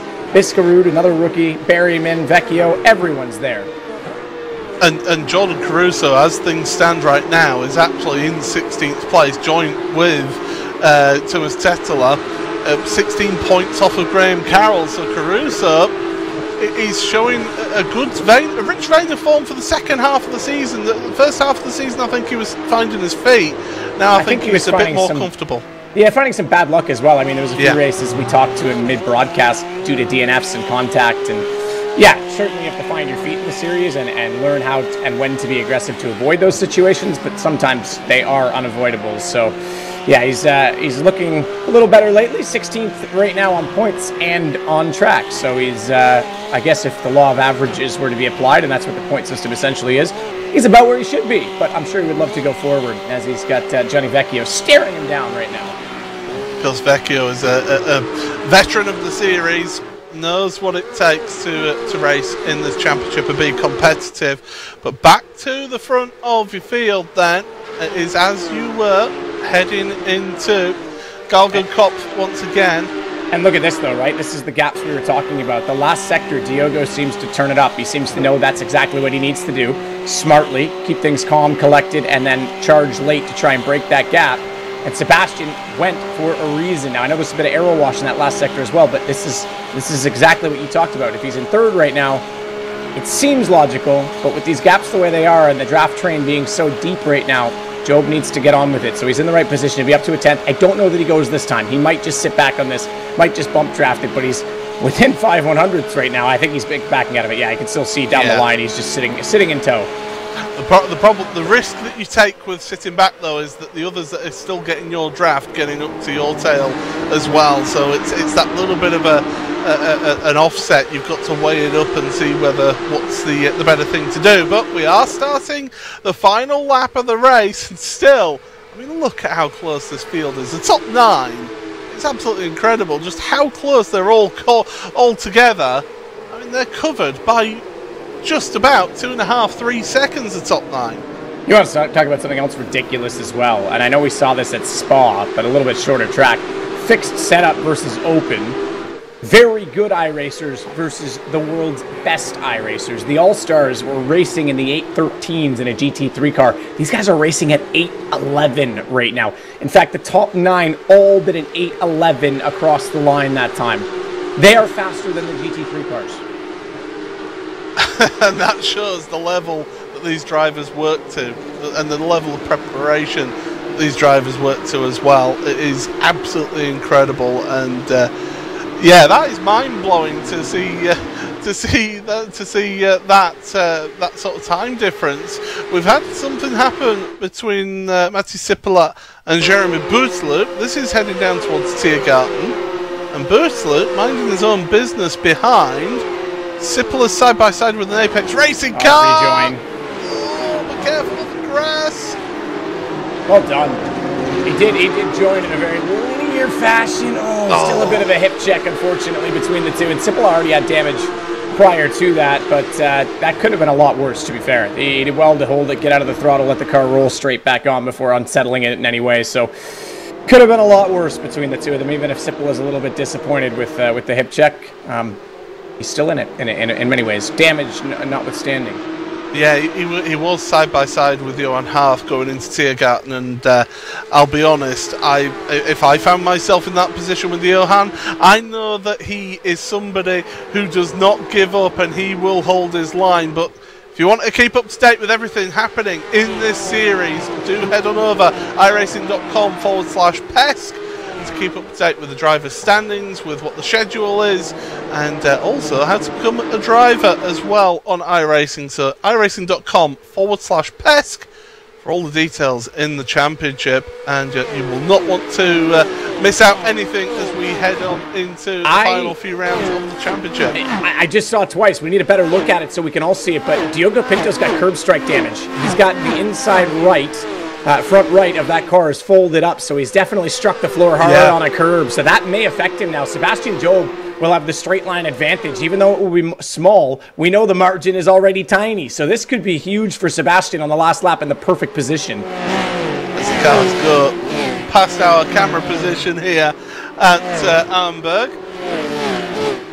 you see none of the drivers touching that curb because yeah, look at that. There's damage there. And he's using those curbs. He's trying to straight line the track as much as possible. I guess if he's modified the ride height, he might as well take advantage of it, right? And just clip over top. But no, like I say, this will be significant when they get to the straightaway. And Sebastian, he won't be able to see that damage, but if he's got a spotter in there with him, they'll be calling that for him. They'll be letting him know, hey, you're in the prime position right now. You can absolutely make this play. And he definitely knows right now he's got pace because he's already starting to look a little bit here and there around the circuit. Do we see another sprint race win for Zach Campbell? Because he's done it previously at Montreal. One of the times when in fact, the only time we've had the pole position driver not finish in the sprint race win. Sebastian Job, he's got eyes forward. He's not looking anywhere but the back of Pinto. Well, he may have to go on Kesselchen here. If the draft is that significant, if the damage is enough that it's going to slow him down, go on Kesselchen and hope maybe there's not enough time that Campbell can also get by, and then he breaks free and clears Sebastian Job. Because if not, and Pinto's pace is lower, that's going to cue them all up, and you're absolutely right. Then Campbell not only can draft by Pinto with Sebastian, he can then have a sniff at Sebastian and the win. So we may see a move at Kesselchen for Sebastian. And you know for a fact that Sebastian's spotter will be in his ear going, look, Pinto's got damage. You can have him. And he'll be very much G'd up for this one. In towards the right-hander then, and is there really anything at Exmuller? No, not quite. So we'll look further down. Gianni Vecchio. They're through Bergwerk, so if he's going to go, it's going to be Yeah. right now. But I don't think the timing tower doesn't look like it's coming down that rapidly. So that they might just hold order and sit back. And Sebastian obviously feels confident doing that. Campbell's the same distance essentially behind Job, and there you can see the gaps. It's very level, and this is the problem. He is holding them up, and now there's a queue because they had to go, and it's Alejandro Sanchez that forces the issue because there is a huge speed difference. And Sebastian, I get what he's trying to do, but I think he gets by there. No one else has time to do it, and he can run right now. And look at that queue of cars right now that's behind. This is all the way back to 9th place now. It was the top 4 really just a moment ago, and then that hold up, that backup. 1, it allows Sanchez ahead of Campbell, but 2, it brings everyone in, including Cooper Webster, into this race. Everybody's getting a bit excited now. They're sniffing an opportunity of some big points here in this sprint race. Zach Campbell, though, he'll be a little bit frustrated at getting boxed in there. Absolutely. And again, I mean, everyone behind saw and sensed blood in the water and went for it. There's no question that they saw an opportunity. And Sebastian, he's trying to play the psychological game, but it may not be the right call because now he's stuck behind the slowed Pinto, and look how close Alejandro Sanchez is. He's welded to his rear bumper. That might as well be a Panamera. It's a long enough 911 right now. You can see the understeer in Zach Campbell's car as well from that on board. As we look, now there's Max Bennecker right now. He's in the pole position for the feature race. If he stays where he is in 8th place, he gets the inversion and he gets himself pole position for the feature race. Cooper's got the similar damage to Diogo from a curb strike, so he may not have enough on the draft. It's going to be tight. That he may be able to fight for a position and keep that reverse. Oh wow, this is going to be a thrill ride at the end of this sprint race. Get yourself settled in, everybody, because this could, well, kick off. Job's dropped back a little bit as they go through the Bell off S. That might be smart. That actually might be smart because then he's going to be getting the draft and only catching Diogo Pinto toward the bridge, and then there won't be enough time for Sanchez to get by. This might be strategic and thought out from Sebastian, as he just wants to leave enough of a gap for only him to be able to make the move. Kleiner Carousel, final time in this sprint race then. Sebastian Job, he's looking at the championship leader. He wants those points taken off of Pinto. It'll only be a few points, but they all matter at this stage of the championship with how close everybody has been. Pinto will be looking to try and break the draft. He's using the asphalt on the side of the track as well to try and break that draft.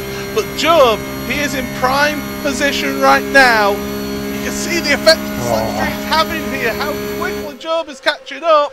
But he's got Sanchez in tow. I don't know with if he's him done here. this. Yeah, he may have left too much of a gap. Diogo did a brilliant job considering the damage. They get close now. And Sebastian, this is exactly it. If he gets by now, there's no time for Sanchez to also make a move. They're going to go side by side into the breaking point.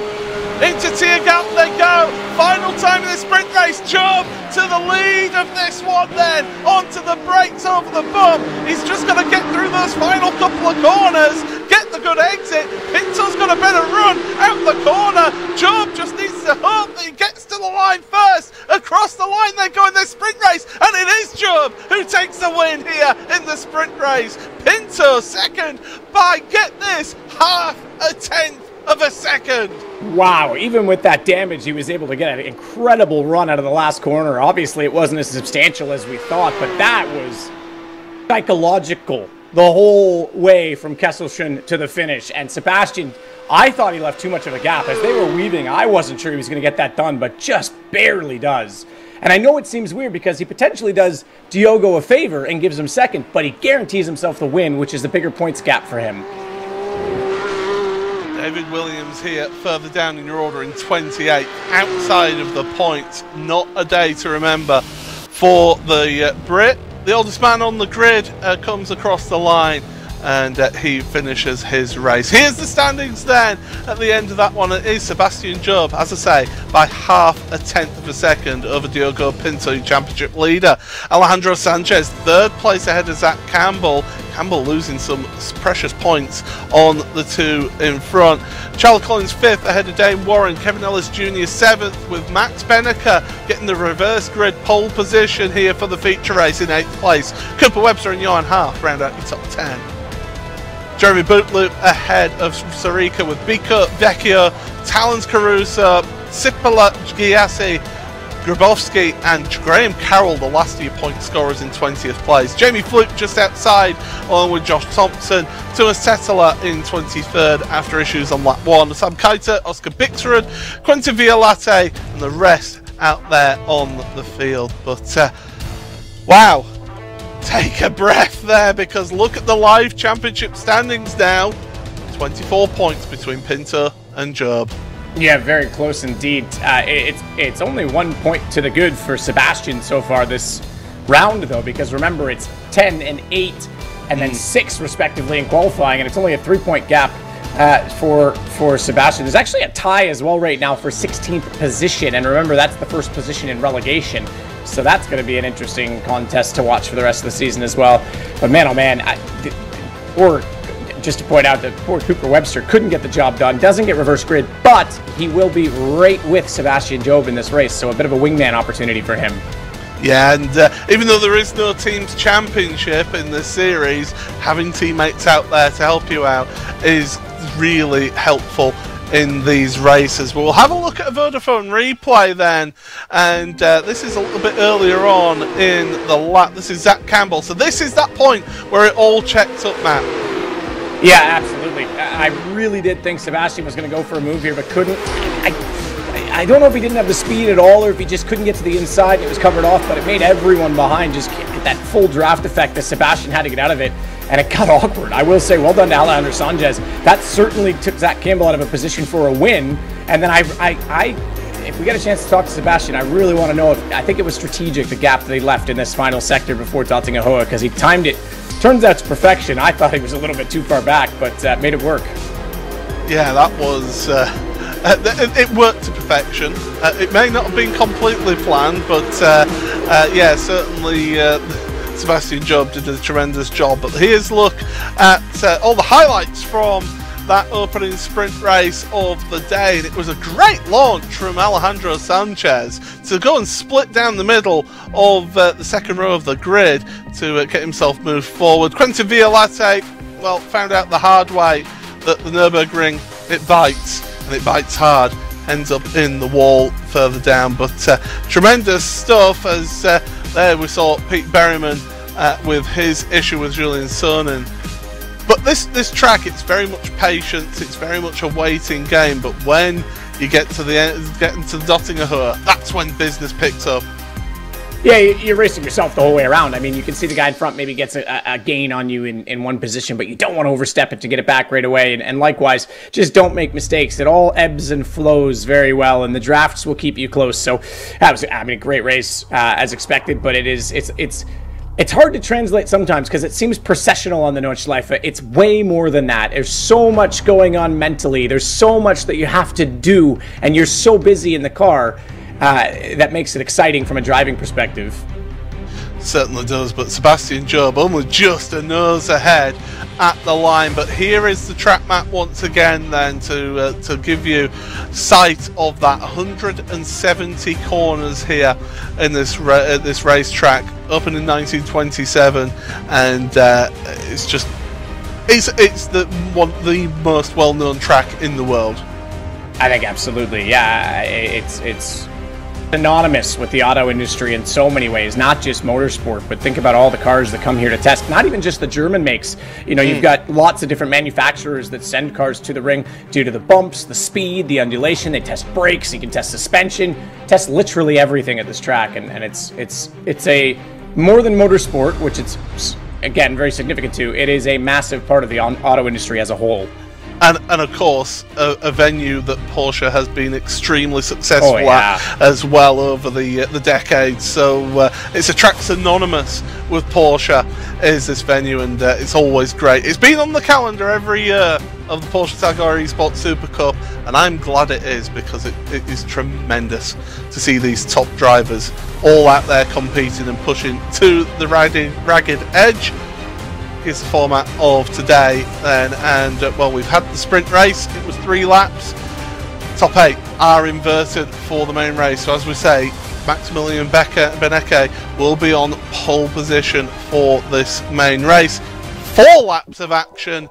I don't think really we're going to see much of a different approach from drivers out there, but those championship protagonists will want to move forward in this one because it's big points in the main race here. Absolutely, yeah. A much bigger gap now, 50, 45, 40. I said it was 1 point to the good for Sebastian. I actually take that back. The gap was 23 from him to Diogo Pinto. He qualified third, not second, so now it's 24. So even though he finished second, Diogo actually got 1 more point when you include qualifying. So here we are then, the grid. It's Bennecker and Ellis Jr. with Warren and Collins, row number 2. Row 3, Campbell and Sanchez. Row 4 then, Pinto and your race winner from the sprint race, Sebastian Job. Cooper Webster and Johan Harth, then row 5 with Bootloob and Sarika, row 6. And then we'll go through these field then. There's some of your rookies out there of Biko and Caruso doing well out in this one. Some of the more experienced drivers, so Carroll and Fluke, not enjoying themselves further down the field. Zelensky and Williams getting involved in instance on lap 1 of race 1, and Berryman right at the back of the field. 33 cars take to the grid here, and we will be getting ourselves set for this main race here. Revs rise, we're getting ready for the start here in the main race of the Porsche Heuer Esports Supercup, round number 8. Green flag in the air, it's a good launch from Max Bennecker on the pole position. Kevin Ellis Jr. though, following him straight away. Dane Warren looking busy, looking to the outside into turn 1. It does give you the inside from turn number 2. 4 wide, 5 wide further back in your field. Absolutely tremendous to see. And incredibly, everybody has made their way through turns 1 and 2. This is where you'll see some big moves being made on this opening lap. Cold tyres, cold brakes, tyres are not up to pressure. Well done, Sanchez. And Sanchez, great move there on Campbell, but Campbell's fighting back here. Yeah, that's a corner you can hold the outside. In fact, the faster line is actually to properly take the first corner and brake tight on the slower right-hand second apex. You don't have to open the entry up as much because it's downhill, and you actually can sacrifice more speed loss by trying to keep the corner with the late apex. A little bit of a shuffling going on. Josh Thompson getting involved in that's going to make up 1 position, but well done from Alejandro Sanchez to hold that outside and then stick the nose in with the braking in his favor. Where's Job? What happened? And Campbell! That Job and Campbell, they're dropping down the order here. You can see on our timing tower, it's a slow down penalty for Zach Campbell through the Schumacher S. That has to be, and I would imagine that Sebastian Job has got something similar has happened to him to drop all the way down to 11th place here. That's 2 of your championship protagonists, 11th and 14th now.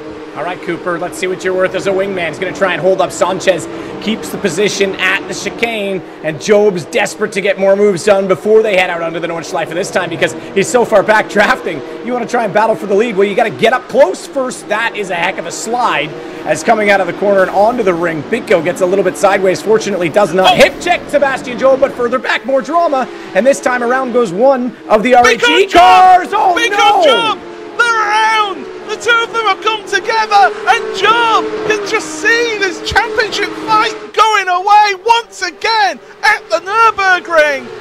He seems to have joy and then despair. 2 years in a row. This is absolutely incredible scenes. Bennecker leads this one from Ellis Jr. Warren in 3rd ahead of Collins. Championship leader Diogo Pinto, crucially, 5th place. Ellis Jr. is in a good position right now to get points back in this fight, but yeah, you're absolutely right. This is huge. It's Sebastian.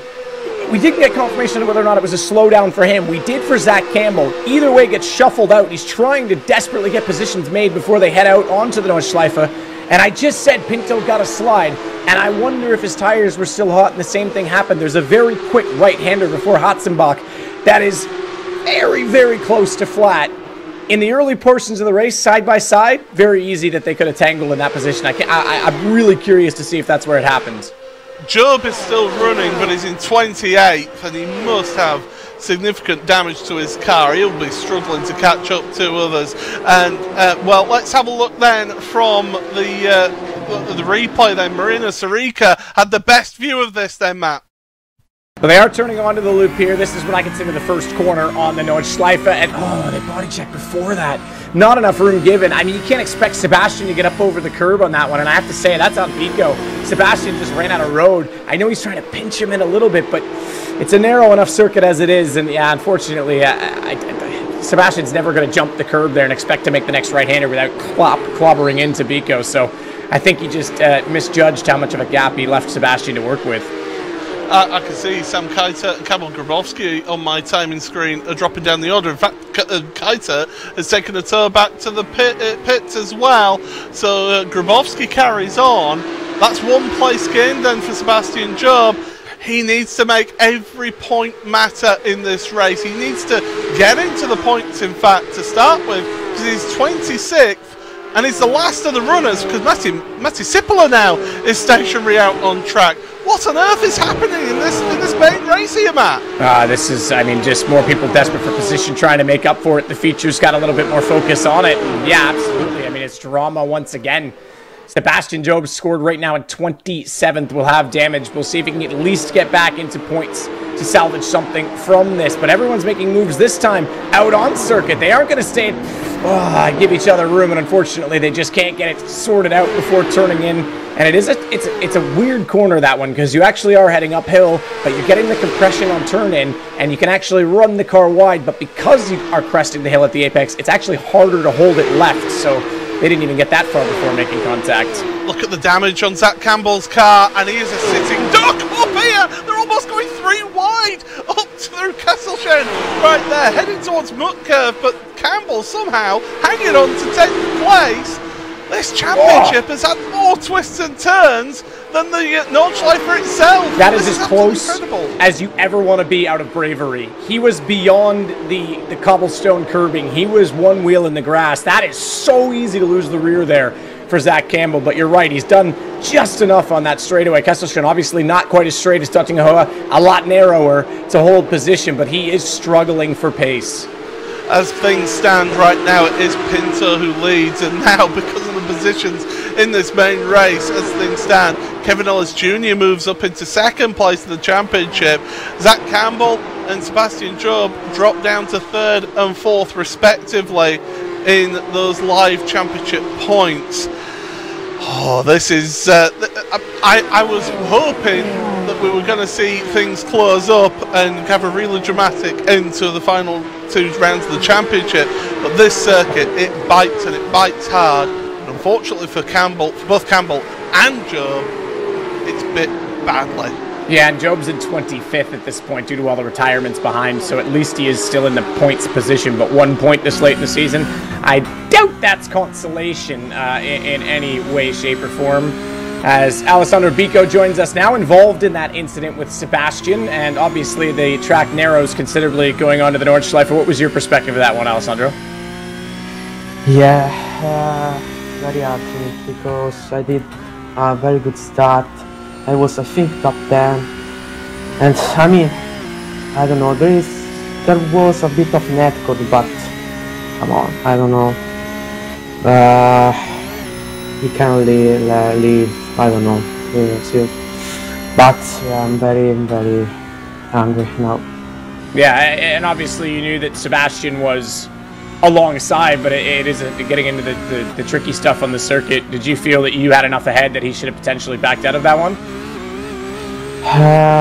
Yeah, but yeah, the racing was very hard, but clean at least. And then yeah, you know, a bit of netcode, and he can lead a bit. He was outside. Yeah. All right, well, thank you for that, Alessandro, and commiserations for today. Unfortunately, you'll be out of this race. Paul, yeah, it's interesting to hear his perspective. I know what he means about the outside of turn 1. Unfortunately, the track does come back a little bit there, and from the angle I saw it from behind, I think Sebastian did have enough in there, but it's a tricky, it's a tough spot. You want to have that sorted out before the fast right-hander heading into Hotzenbach, and it gets narrow and bumpy very quickly, so it's a split-second decision that can make all the difference. Kevin Ellis Jr. finds himself in the best place to be around this, well, the best place in terms of the championship right now, and that's to the head of the field. But of course, this is only the end of lap 1. There's been so much excitement, so much drama in that opening lap. Let's have everything just settle down a little bit. Let's see how these little racers for position pan out. But the front 4 have got a little bit of a gap now over Diogo Pinto, and that's crucial, I think, for Kevin Ellis Jr. Ellis Jr., if he has his way, Pinto drops off of the draft here so that he can at least make the most of being at the front of the field. But Pinto's hanging there and just about hanging in for a slipstream. Job onto pit road. Oh yeah, that's... I mean, look, he knows he's in a position now that there's only so many runners left. 25th, he's about as far forward, excuse me, as he's going to go. Obviously, the damage is too significant for him to close the gap. So yeah, and Meatball, there you go. You do have 3 laps to serve it, but you might as well just get it out of the way. So I don't think we'll see much more from him in terms of any chances today. Now, the interesting thing we do have a chance at for longtime sim racing fans and people who follow iRacing, Mr. iRacing himself, is Max Bennecker, well over 10,000 iRating at this point. He goes up and down between 11 at times. He has not won a race, and there it is. You can see Sebastian parked, probably going to stay in the car and at least run around, but Bennecker has not won a race since round 2 of the 2020 championship 2 seasons ago when he finished 4th overall. He could be on for his first win in quite a long time today. Yeah, it's been quite a while since we've had a chat with Max here in the commentary booth. It'd be good turn up for the books for him to be able to get to the front, and if he does finish in the top 3, we do get to have a word with him. But the new generation of drivers, they've really come on, and we've seen the progression year on year of Kevin Ellis Jr. Dane Warren has stepped up, I think, this season in terms of pace as well. And Charlie Collins, I mean, he showed glimpses of it last year, finally got that monkey off his back and got a win at the Red Bull Ring. He's somebody who's improving as well. Absolutely. Yeah, I mean, there's been lots of improvement this year. I've been very impressed at the pace at which people have found their form in their sophomore seasons as well. You've got Diogo Pinto, the second of the 224 Porsche Team Redline cars, the orange car right there, going through shot, linking onto this. So he's not out of getting more points in this race yet either. And the further that they fight in front, the sooner he'll be on the tail of this. Yeah, as they see Pinto at the wheel right now. If I'm him, I'm just thinking, I'm getting a big chunk of points over 2 of my championship contenders. I finished a good few positions ahead of Ellis Jr. in that sprint race. So I'm in a strong position right now. I don't need to take any risks here. I think you think championship, and you do make some moves. Don't get me wrong, but you don't put it all on the line, do you? No, you can't. Absolutely that. Like we say, you've got to be calculated in these situations. At this level, when everyone is so fast and you're splitting... I mean, I said it was the biggest qualifying gap of the year. It's the longest lap of the year, and there's still only 2/10 apart at the front. That's marginal. And when you include the draft into that, it's non-existent. So it is a psychological affair at the front right now, and you need to, well, throughout the whole field, but especially at the front right now, you need to pick your moments, because it's very easy to get it wrong as well and leave yourself exposed or break the draft. You know, you might get one move done now, but suddenly there's a bigger gap in front of you. You're not in the draft, and if you'd waited, maybe you could have got them both on the straightaway. So it's very much a pick your moments situation. We did see on those live championship points as there's Sebastian Job out of pit road, a battered and bruised car. That won't be going back on the forecourt after this race. That'll be getting some repairs at the Porsche Repair Centre. But 25th, though, crucially for him, is getting him a single point in this race. The point I was going to make was that as points, we saw the live championship points. If things stay as they are right now, Ellis Jr. is only 14 points behind Pinto going into the final 2 rounds of the championship. Zach Campbell, he's heading this queue of cars in 10th place. Amazingly, he's managed to stay in 10th place. I'm very impressed with that, you know, all things considered, and we saw the Kesselchen last lap, how close people were to him, and he was able to hold it. Well, we're here again now, and we'll see if he can do the same. His points are everything for him to salvage right now, and he's going to try and do exactly that. Vecchio's a little bit closer this time. Gap behind Vecchio, so if he gets alongside, he may not want to contest too desperately for it. Meanwhile, though, at the front, here we go. Bennecker trying to get the first lead for him in a long time in the PESC series, and he's done that into bravery, and that actually means that, unfortunately, Ellis Jr. has to get out of the throttle. Oh, I thought he might have to concede the position to Dane Warren as well. Dame Warren was looking though, wasn't he? He was very interested. Oh, he knew he lost his momentum and his line. You absolutely want to take a look there if you can. So well done for Ellis to not overreact and overdrive that situation. And well, Pinto has got to the back of the queue, but look behind. There's a Red Bull car. Cooper Webster. Now he could do his teammate a lot of favours in getting ahead of Diogo Pinto, just to at least try and mitigate some of that points loss that Job is going to be having right now. Cooper Webster has been supremely impressive in this season. It's his rookie season in this championship, and he's clearly the best of the rookies in this championship so far. I've been supremely impressed by him, and I'm not surprised when that Red Bull brought him in. Oh, not at all. Yeah, no, he's been so good for them, and just having that, extra teammate for preparation, for race simulations prior to the rounds themselves, for setup feedback. I think it's valuable for them, and I know we touched on that quite a bit last year in the championship because, Sebastian and Graham, as good as they both are, it's a lot of weight on two shoulders to try and, take on the likes of Coanda and VRS and Redline that have many more drivers and more resources there to split amongst them. So I think it was the right decision to bring him in. As Campbell is now in 11th, although Vecchio made a mistake there. That will cop him a slowdown penalty, so Campbell manages to get himself again into 10th place. Vecchio's dropping down the order because of that slowdown penalty. That's crucial for Campbell. He's got a nice gap now. Yeah, got clean and free, and not only that, Vecchio actually held them up just a tiny bit. I don't think they'll be quite so pleased, Vecchio, with that situation, but Zach is at full focus.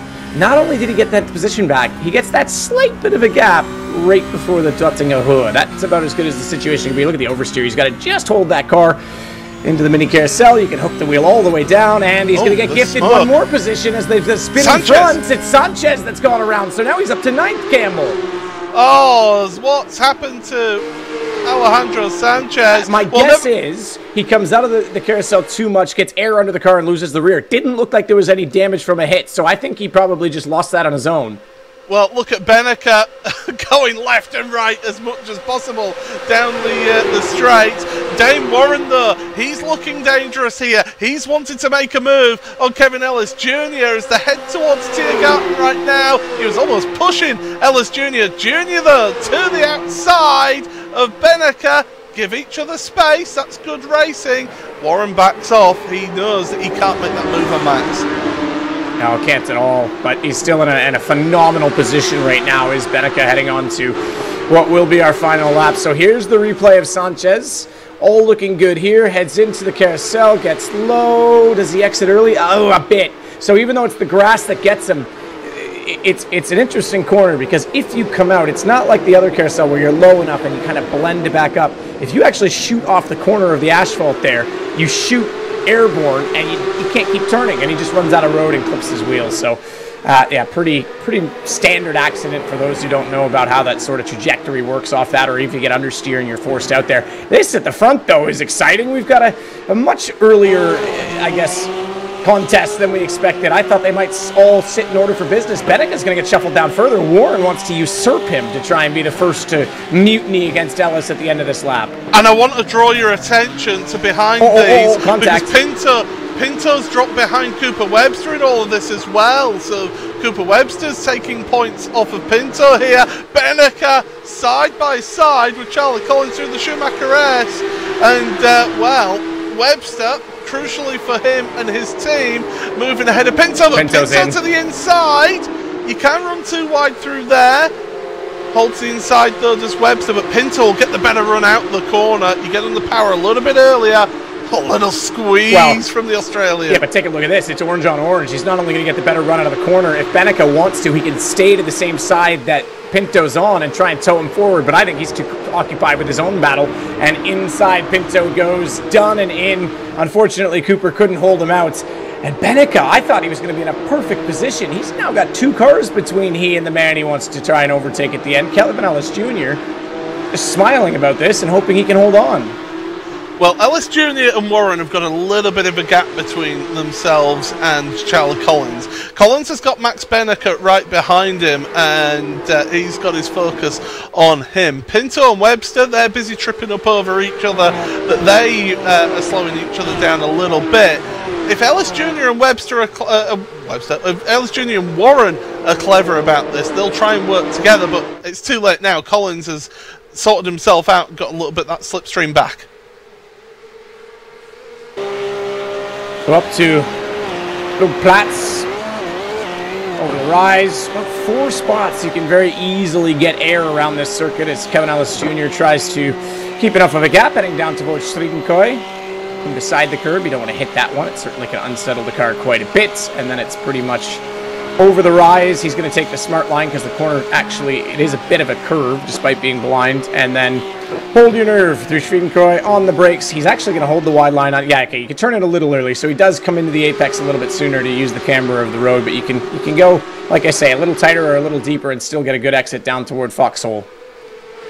And this is a fun part of the track. You're downhill, so you get all the speed in the world. You're banging through the gears, and you're going as straight as you can, just going apex to apex to apex, and they almost come to you, and then a full commitment at the compression to get into the left and into some of the slower sections of the track as you head through Adna Faust.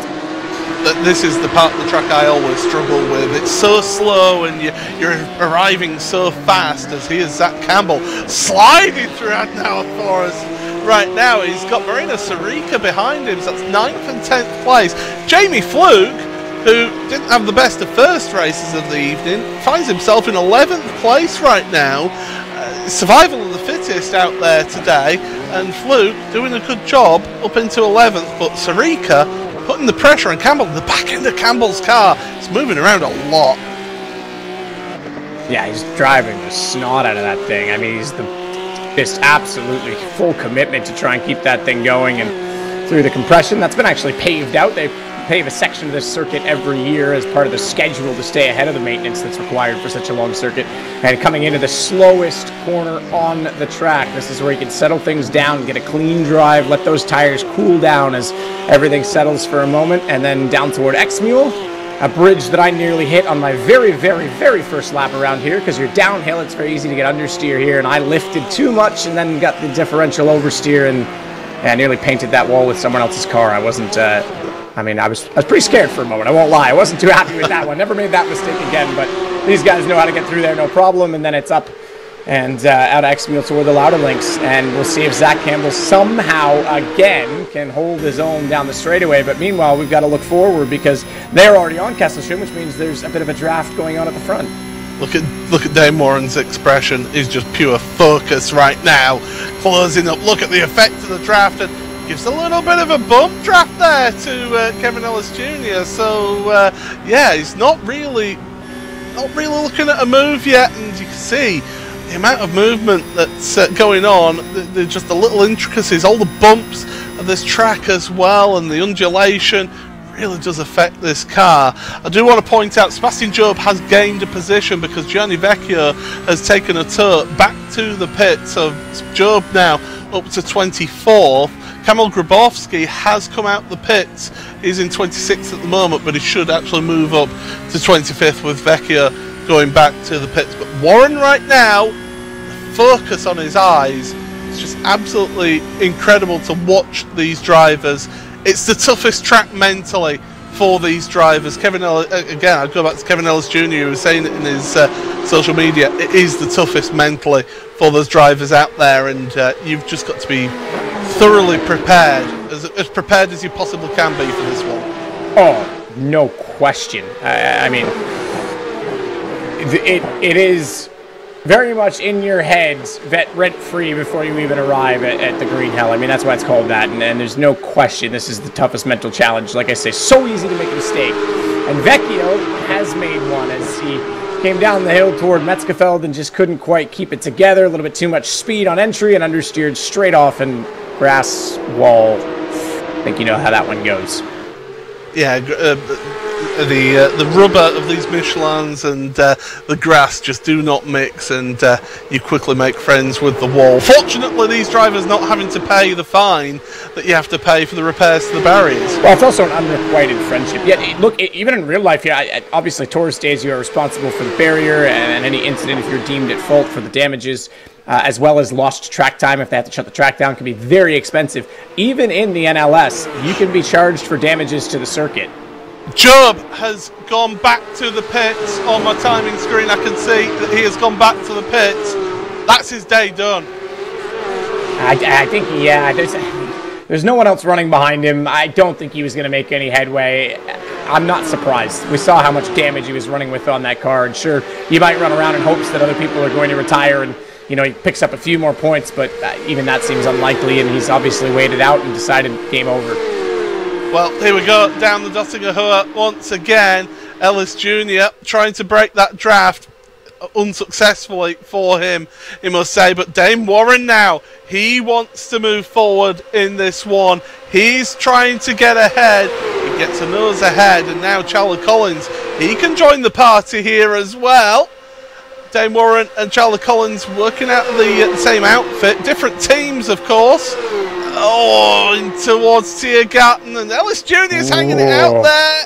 Collins got very close to the back. I was more worried about Collins when he lifts to stay out of that, if he can control the car with a lift and then not end up backing up into Bennecker behind him. So yeah, he managed to slot back in, but that could have been dramatic. So Job, okay, turns out he did have another incident. I imagine that car is quite a handful to drive. All sorts of aero issues, tires exposed, yeah, hits a curb. He's probably already mentally resigned at this point anyway, and I know it's tough and it's a bitter pill to swallow, but he's now had to fully retire that car. Johan Half. Is that Johan Half? No, it's Ellis Jr., sorry. Going side by side with Charlie Collins through the first two corners. Just read the number there, but Ellis Jr. still in second place. Pinto still in fifth right now. Remember, in this series, there is no team's championship. Yes, you may be teammates, but you're not allowed to just move over and let your teammate by. So Bennecker will not. Okay, he may, how shall we say, make a mistake into a corner that allows his teammate to go past, but you can't just flat out move over and let the driver past in this series. So it keeps everything competitive out there and forces drivers to push on and to try and get the best result that they can. Yeah, obviously can't let them go by, but you're not going to defend super hard either knowing it's your teammate, because that's going to cause all kinds of problems, not least of which knowing that your teammate is in a lovely position for the championship right now, given the dramas for both Campbell and Sebastian Job in this. There's 2 rounds only remaining, and he's been leading this championship since round 2. So he's having a heck of a season, Diogo Pinto, sophomore, and doing a remarkable job. Meanwhile, Jeff Chiassi, he's come through the field today, has he not? He certainly has. Right now, he's up 3 places on where he started in this feature race, but of course, he did start further down in the sprint race, so he's been in a forward trajectory here today, and Giassi certainly up into 15th. He's currently embroiled in a race with Carroll and Tetela. Matt, take it away. Yes, and not someone we would have expected to talk to. Sebastian, you certainly had pace today. You showed that in race 1. I think we'll start there. Let's start with some positivity here a little bit. You saved the move. You backed off in the 3rd sector. I want to think that was psychological and strategic for you to get the win, and maybe you could tell me if that was the case or not. Yeah, I backed off. I mean, there's also dirt, yeah, but I backed off. Because if you're too close, they'll just re-overtake you by the end of a straight. Something that we practiced over and over in testing, and it played out exactly as expected. So it was yeah, quite simple in that sense, but just once again with this format, some terrible luck. Let's get to that. Race 2, Zach Campbell, we knew how to slow down. Did you also have a slowdown, or did you just get queued up behind him in that situation and forced you to have to get shuffled out of the order, and Biko gets in beside you and you're kind of out of position at that point? No, I got hit off by either Sanchez or Campbell when they came together. Pushed me wide and I was all over the gravel and I had no grip and I just lost time, but I didn't get any slowdown. I just got pushed back from contact And then obviously, people ahead. Yeah, and then obviously out onto the ring. What was your perspective with the incident with Alessandro? I mean, I couldn't be any further right. We made contact because he didn't really leave me any room, and then my car was completely out of control. I got some random contact. Couldn't do anything about it. Well, no, and it's tough. And look, you fought back so diligently in this championship. It's not over yet by any means, but no doubt. Look, I can't sugarcoat it, and I'm sure you're aware this will make it a lot more difficult in the next 2 rounds. Yeah. Season is pretty much over, unfortunately, but I'll keep trying anyway. Never say never, Sebi. Yeah, but I'm also realistic. That's what I say when I'm being negative and justifying it to others. Look, if I got to be your cheerleader just to keep you in this, I will, Seb. Never say never. Look, it's bad luck today and not what we wanted to see in the championship, but you'll press on, I'm sure. Cheers. Well, there you go. And I doubt Alessandro Vico seems like a lovely guy, and I doubt there was any maliciousness to his move, but I do kind of agree that there could have been more room left in that situation between the two of them. It certainly was a difficult situation, and the dejection in Sebastian's voice there, I mean, that tells a lot of the story right there. I get it. It's one thing if, he's had an up-and-down season all year. He had a terrible start due to non-issue in his part. Got taken out in the hairpin of Hockenheim round 1. He's worked so diligently to close that gap every round. He's got the most wins of any driver this year, including another one today in the sprint race. And here he is again, and he's had all that momentum going for him. Everything's working, and then it just snaps in front of him like that, and it's tough. Front of the field, Kevin Ellis Jr., he's biding his time. He's waiting. Charlie Collins and Max Bennecker behind. They are closing up to the 2 leaders. So it's going to come down to the Dottinger Heuer once again on the final lap of this race. You do not want to go anywhere with this one. Worth pointing out as well, Zach Campbell dropped down to 13th place now, so he's been going backwards in this race. Down to 13th for him. He's got Thomas Settler and Jeff Giassi behind him. In fact, there you see him on the bottom of your screen right now for Zach Campbell. One of your main championship protagonists came into this championship round in 4th place, 31 points off of the championship leader Pinto. I'll tell you what, it's been a heartbreaker for 2 of our championship competitors. Yeah, and considering the competitiveness and this being the pointy end of the championship, it's very difficult. They're so close, both of them. I mean, Seb's been a championship winner before, and he's always a contender, but this season's been difficult. Zach's in his first campaign where he's been a protagonist, and no doubt will be, everything crossed, toes, fingers, trying to keep in it. And he's still sliding and still holding on as he can. A heck of a drive from him, but it's really at this point about just salvaging the situation. Look, the one thing I will say is Diogo Pinto has had an incredibly good season. He's managed to battle back from poor qualifying. He's managed to put himself in a position to always capitalize. But luck goes both ways, and everyone needs to continue to consider that the bad luck can catch him out as well. And the bad luck has caught out Dane Warren as well, because he got a slow down penalty. Or maybe not a slow down penalty, but a mistake. Nonetheless, Ellis Jr. on the grass there. He's pushing as hard as he can now as we're heading towards the end of the lap here. And this is all about setting yourself up through the Kleiner Carousel, through Galgenkopf, down the Dottinger Heuer. And Ellis Jr. right now is in a position he does not want to be in. Not at all. This is going to be so tense for him. And there's no gap, as we heard Sebastian talk about it. He knew the exact calculation he needed to pass late. Dane Warren's going to be on it, but he's also going to be under attack as it's Collins, Bennecker, Pinto, all on this train. In fact, Harth's closed up. Webster's still in this. Harth, this is a great finish for him in this race. He hasn't had too many, but here we go, Paul.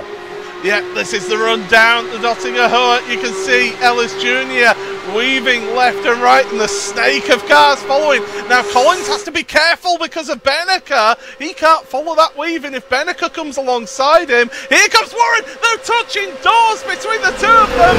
Collins to the right now. Bennecker's trying to make it 4 wide. This is absolute craziness down the Dottinger Heuer, heading towards the Tiergarten. Oh God! Oh my goodness! 3 wide. There's touching. There's contact. Ellis Jr. How has he held that long? That is incredible. Warren's around. He's around. Charlie Collins though. He's at the front of the field. We're gonna have to. He's got to slide. He's got to slide. Oh my goodness! Here comes Bennecker. Charlie brake too early, but Collins does just get that win ahead of Bennecker, who finishes third. It's championship leader Pinto. Pinto in third place, Cooper Webster fourth, Ellis Jr. He started the Dottinger Heuer in the lead. He finishes fifth place. Oh, take it all back. Yeah, we'll rewind that one and get the tape ready. I thought there was enough of a slide for Charlie on the last corner. Bennecker might have been able to get a draft and a sniff at that, but obviously he felt otherwise, celebrating before the line even. What a win from him. But Diogo Pinto again, Mr. Racecraft. That was always going to be dramatic. Like, Bennecker, look, fair play. He went for it from fourth, 3 wide, and it was never going to work out. Pinto, I think, sensed that, got out of it, and managed to find his way through.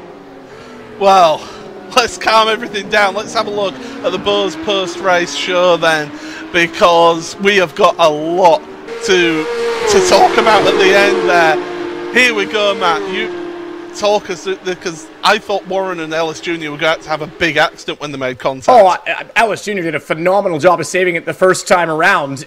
The first contact, because here's the touch. Side draft, call it what you want. That is full contact. That's not netcode. That is full-on door rubbing. And Holland senses it, tries to get around it. And Bennecker's thinking, do I go in between them? No. Do I bump draft it? Not sure. He sits his position. He holds it out.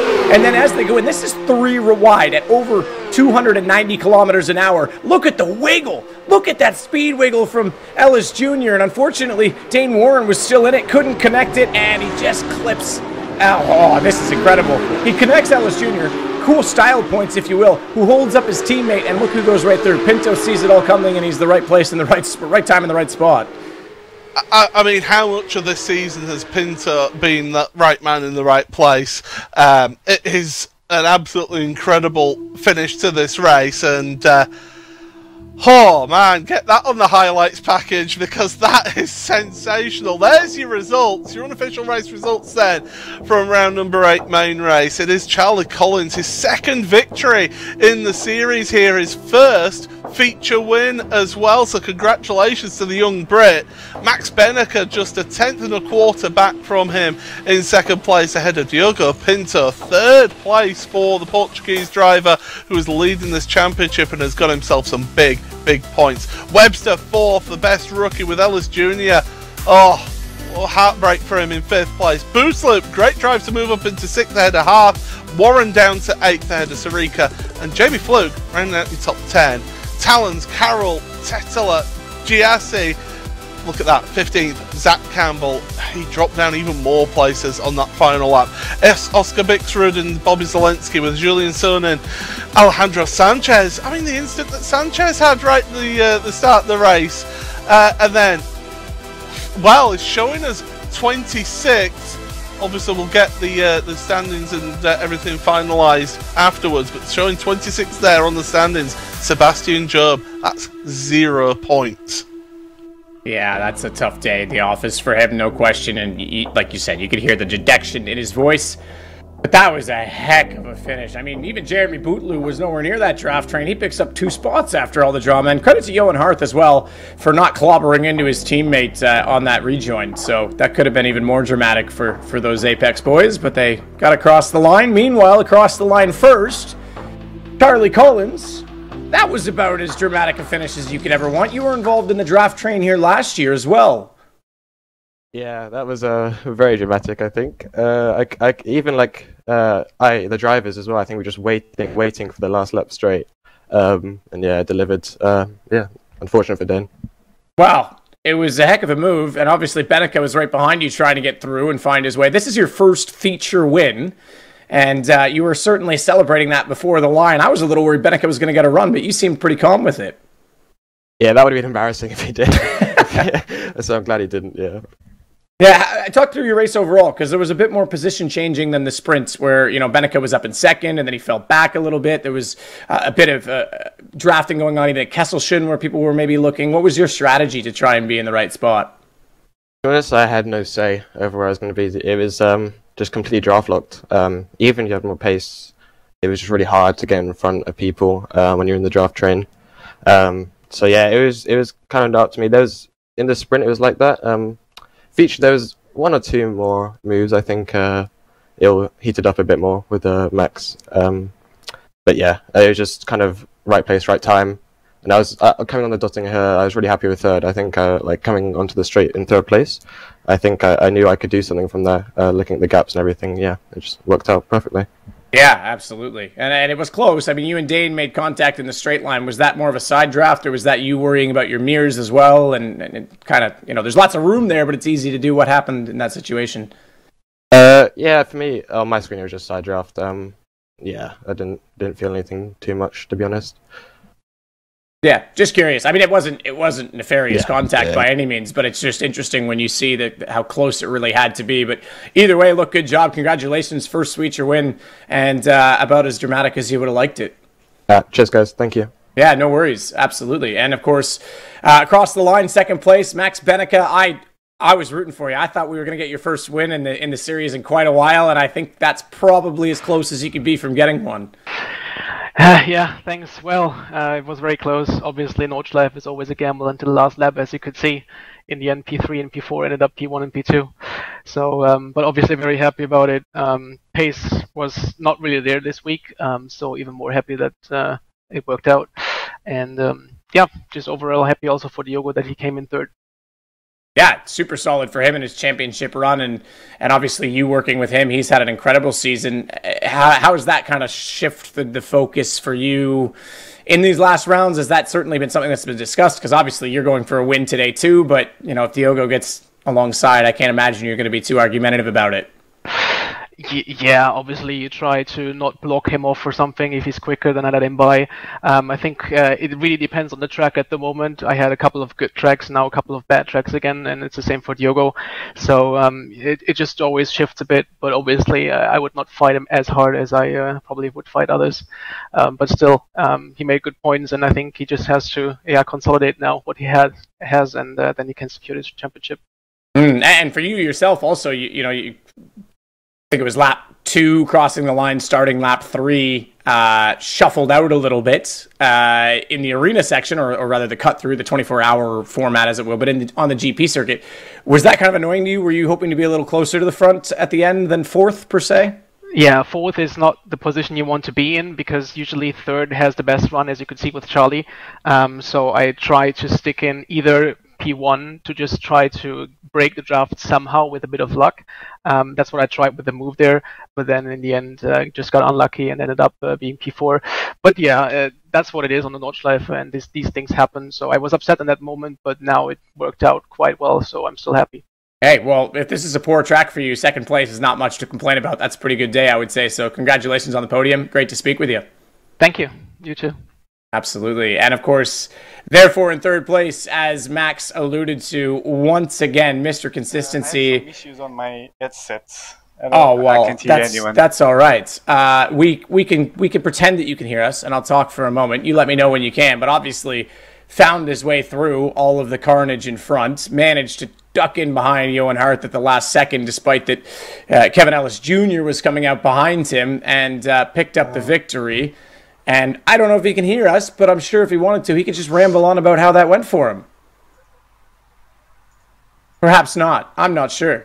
But look, it's a good championship. Maybe what we'll do is we'll come back to Diogo. No, I think you hear me? You hear me? Okay. Well, listen, we'll be quick. I tried to buy you as much time as I could. Look, you once again managed to find your way through all of the carnage, and another amazing result right at the last second. What was going through your mind going down the straight when everyone was battling and touching and arguing for position?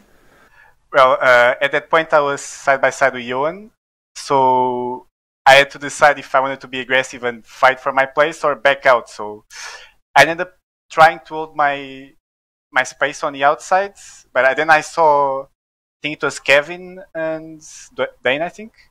Yes. They had contact and they spun, so I decided to just go full send and break late to try to keep my place, but at the same time try to navigate myself around the carnage. So I ended up getting lucky, and I think on the last corner I almost ended up having contact with Johan and Dane.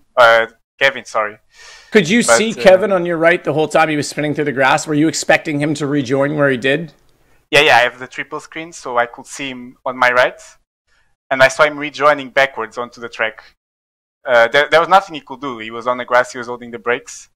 And I was just on the right place at the right time. I was really lucky. Did you have to lift out of that at all? Did you lift to leave a gap to see what was going to happen to allow yourself? Because obviously Johan got caught out and had to stop. Yeah, exactly. I was as much on the brakes as I could without locking up, and I ended up getting through it. It was really close though, and yeah, it's those moments where I got lucky. Now some days I get unlucky, but thankfully today it went towards me. Well, it did, absolutely. And it means you outscored, once again, all of your competitors in this championship. You now have 2 rounds to go. I'm sure you're certainly thinking about that at the top of your mind. Yeah, exactly. I managed to get pole. The lap was not great, but I think everyone was really cautious. On the sprint, I tried to pull away as much as I could to get the sprint race win. It was really my main goal to get pole and sprint win coming into this race, but I ended up not pulling a gap. And yeah, on the main race was just trying to avoid the issues. I ended up getting lots of damage early on. I don't know where, but my car was quite a bit down on speed. But thankfully, I got really lucky at the end with the incident. Wow, yeah, you held on well considering the curb strike did something to the splitter. Look, congratulations on a solid performance again. Pole, second, third, and a heck of a lot of points that'll be moving forward with only 2 rounds left. Yep, thank you. Now we're going to do something a little different too. We're going to talk with Kevin Ellis Jr. Kedge, you were here, there, and everywhere, backwards, forwards, and on the grass in the last corner. Talk us through what happened in that spin. Yeah, obviously really unfortunate. Not happy with the result either. Yeah, like we done everything right, but after qualifying, the lap didn't really hook together the way I wanted. So we sort of sat where we were in the sprint and just sort of took what we had, knowing that it was quite hard to pass. We would just take the reverse and sort of manage it, which we did do until Dane had a bit of a moment before the dip at the end of the lap. We're about 0.5 back, which is the range I wanted to be in to have enough of the straight to get a run up and get by him without him having a chance to sort of get back. It just didn't really work out. I got stuck out front. I tried to back the field up a little bit at the end just to cause a bit of carnage, but all that ended up happening there was we were 4 wide, a little bit of net code and bad luck, and that's all she wrote, really. Yeah, and you know what? I don't even think it was net code. I just think it was a hip check, one car into the other. It was pretty much direct contact. You did a ridiculous job of saving that first tank slapper. That must have been a hairy moment at that speed in the compression. Yeah. Took the hands off the wheel, stabbed a couple pedals, and hoped for the best there. The wheel completely came out my hands with the first hit, so I was sort of trying to grab it any which way to hold on to it. Thankfully we, as you say, we gathered it up, but then as Dane sort of bounced off the wall on the left, I didn't know if he was going to bounce back to the right, so I was on the brakes trying to sort of get it slowed up, but obviously I had Diogo, Johan, and everyone else coming behind, so I couldn't really take the line that I wanted, and he just sort of skimmed me there. Thankfully, obviously I'm very thankful that we spun the way that we did so that we could carry on and obviously get that P5, but I think we deserved a top 2 there today. Like we played it right. The guys at Apex gave me a great car. We just unfortunately didn't pan out the way we wanted. Yeah, and well, you're absolutely right. At least you came on the track pointing the right way. Sort of. You entered backwards, but it spun you back around. You were able to carry on quickly and not lose more positions. So the best of a bad situation in that, but heck of a race. Look, it certainly looked more composed for that save than Jesus taking the wheel from you, because it was pretty impressive, I thought. Maybe I'll take some points back and call it luck now. Sorry, you've incriminated yourself. That's all good. I appreciate it. Well, very, very good race. And Paul, that certainly gives us a heck of a different championship picture than maybe we would have been expecting moving forward. Yeah, absolutely. We'll have a look at those championship points on screen there and see how this has panned everything out, because if anything, Diogo Pinto, it's worked in his favour here. 36 points now is the lead that he has in the championship over Kevin Ellis Jr., who moves up into second place after this round of the championship. Look at that though, for third place, tied in third between Sebastian Job and Zach Campbell, who did not have a day to remember here in this round. Charlie Collins, 5th place, still mathematically in with a shout, and can still get himself involved if things go his way. Max Bennecker up to 6th place now in the championship with his good result there in that one. And 15th, Graham Carroll, he's got a good margin over Thomas Tetela going into the next round. And what a track! We will go from one legendary track to another, Matt. And more 2 weeks' time. 2 weeks' time, you have more drafting, and you can be damn certain that there will be overtakes aplenty. It's not even so much like the Dutting Ahoa waiting before the line. The Mulsanne is in the back half of the track, and you've got 2 broken up chicanes. You're going to see a lot of overtaking. Yeah, make sure you join us for that one in 2 weeks' time, May the 21st. Matt, final thoughts of this round. Has it had a big effect on the championship? Yeah, look, luck goes both ways. I know Sebastian sounded dejected, and look, if that 30-point gap with 3 races left is to be believed by Zach, then Diogo's in a prime position, but luck can go both ways, and he could be caught out just as easy, especially if he mentally changes to just staying in it rather than trying to stay clear of it, because we know you can get caught up in a pretty chaotic mid-race. So they've got to keep their foot in it. They've got to hope for the best and stay positive, because Diogo still could get caught out as well. Well, it's been a day filled with drama, excitement, and tremendous racing here at the Nürburgring. Make sure you join us in 2 weeks' time as we head to Circuit de la Sarre. And don't forget as well, if you've enjoyed watching this and think you want to get involved in iRacing, head on over to iracing.com. Get yourself signed up for a membership, and if you want to keep up to date with everything happening in this championship, iracing.com/PESC is where you can keep up to date with all of those championship standings. But this has been an absolutely tremendous day and a dramatic day in terms of the championship. It looked so good for Sebastian Job in that sprint race to start us off. But then, the feature race, it all goes wrong for him. A tangle with Bico costs him any points in this second race. We then look at this, Kevin Ellis Jr., it was absolutely dramatic. It ends up with Charlie Collins taking a victory. From everybody here, it's goodbye.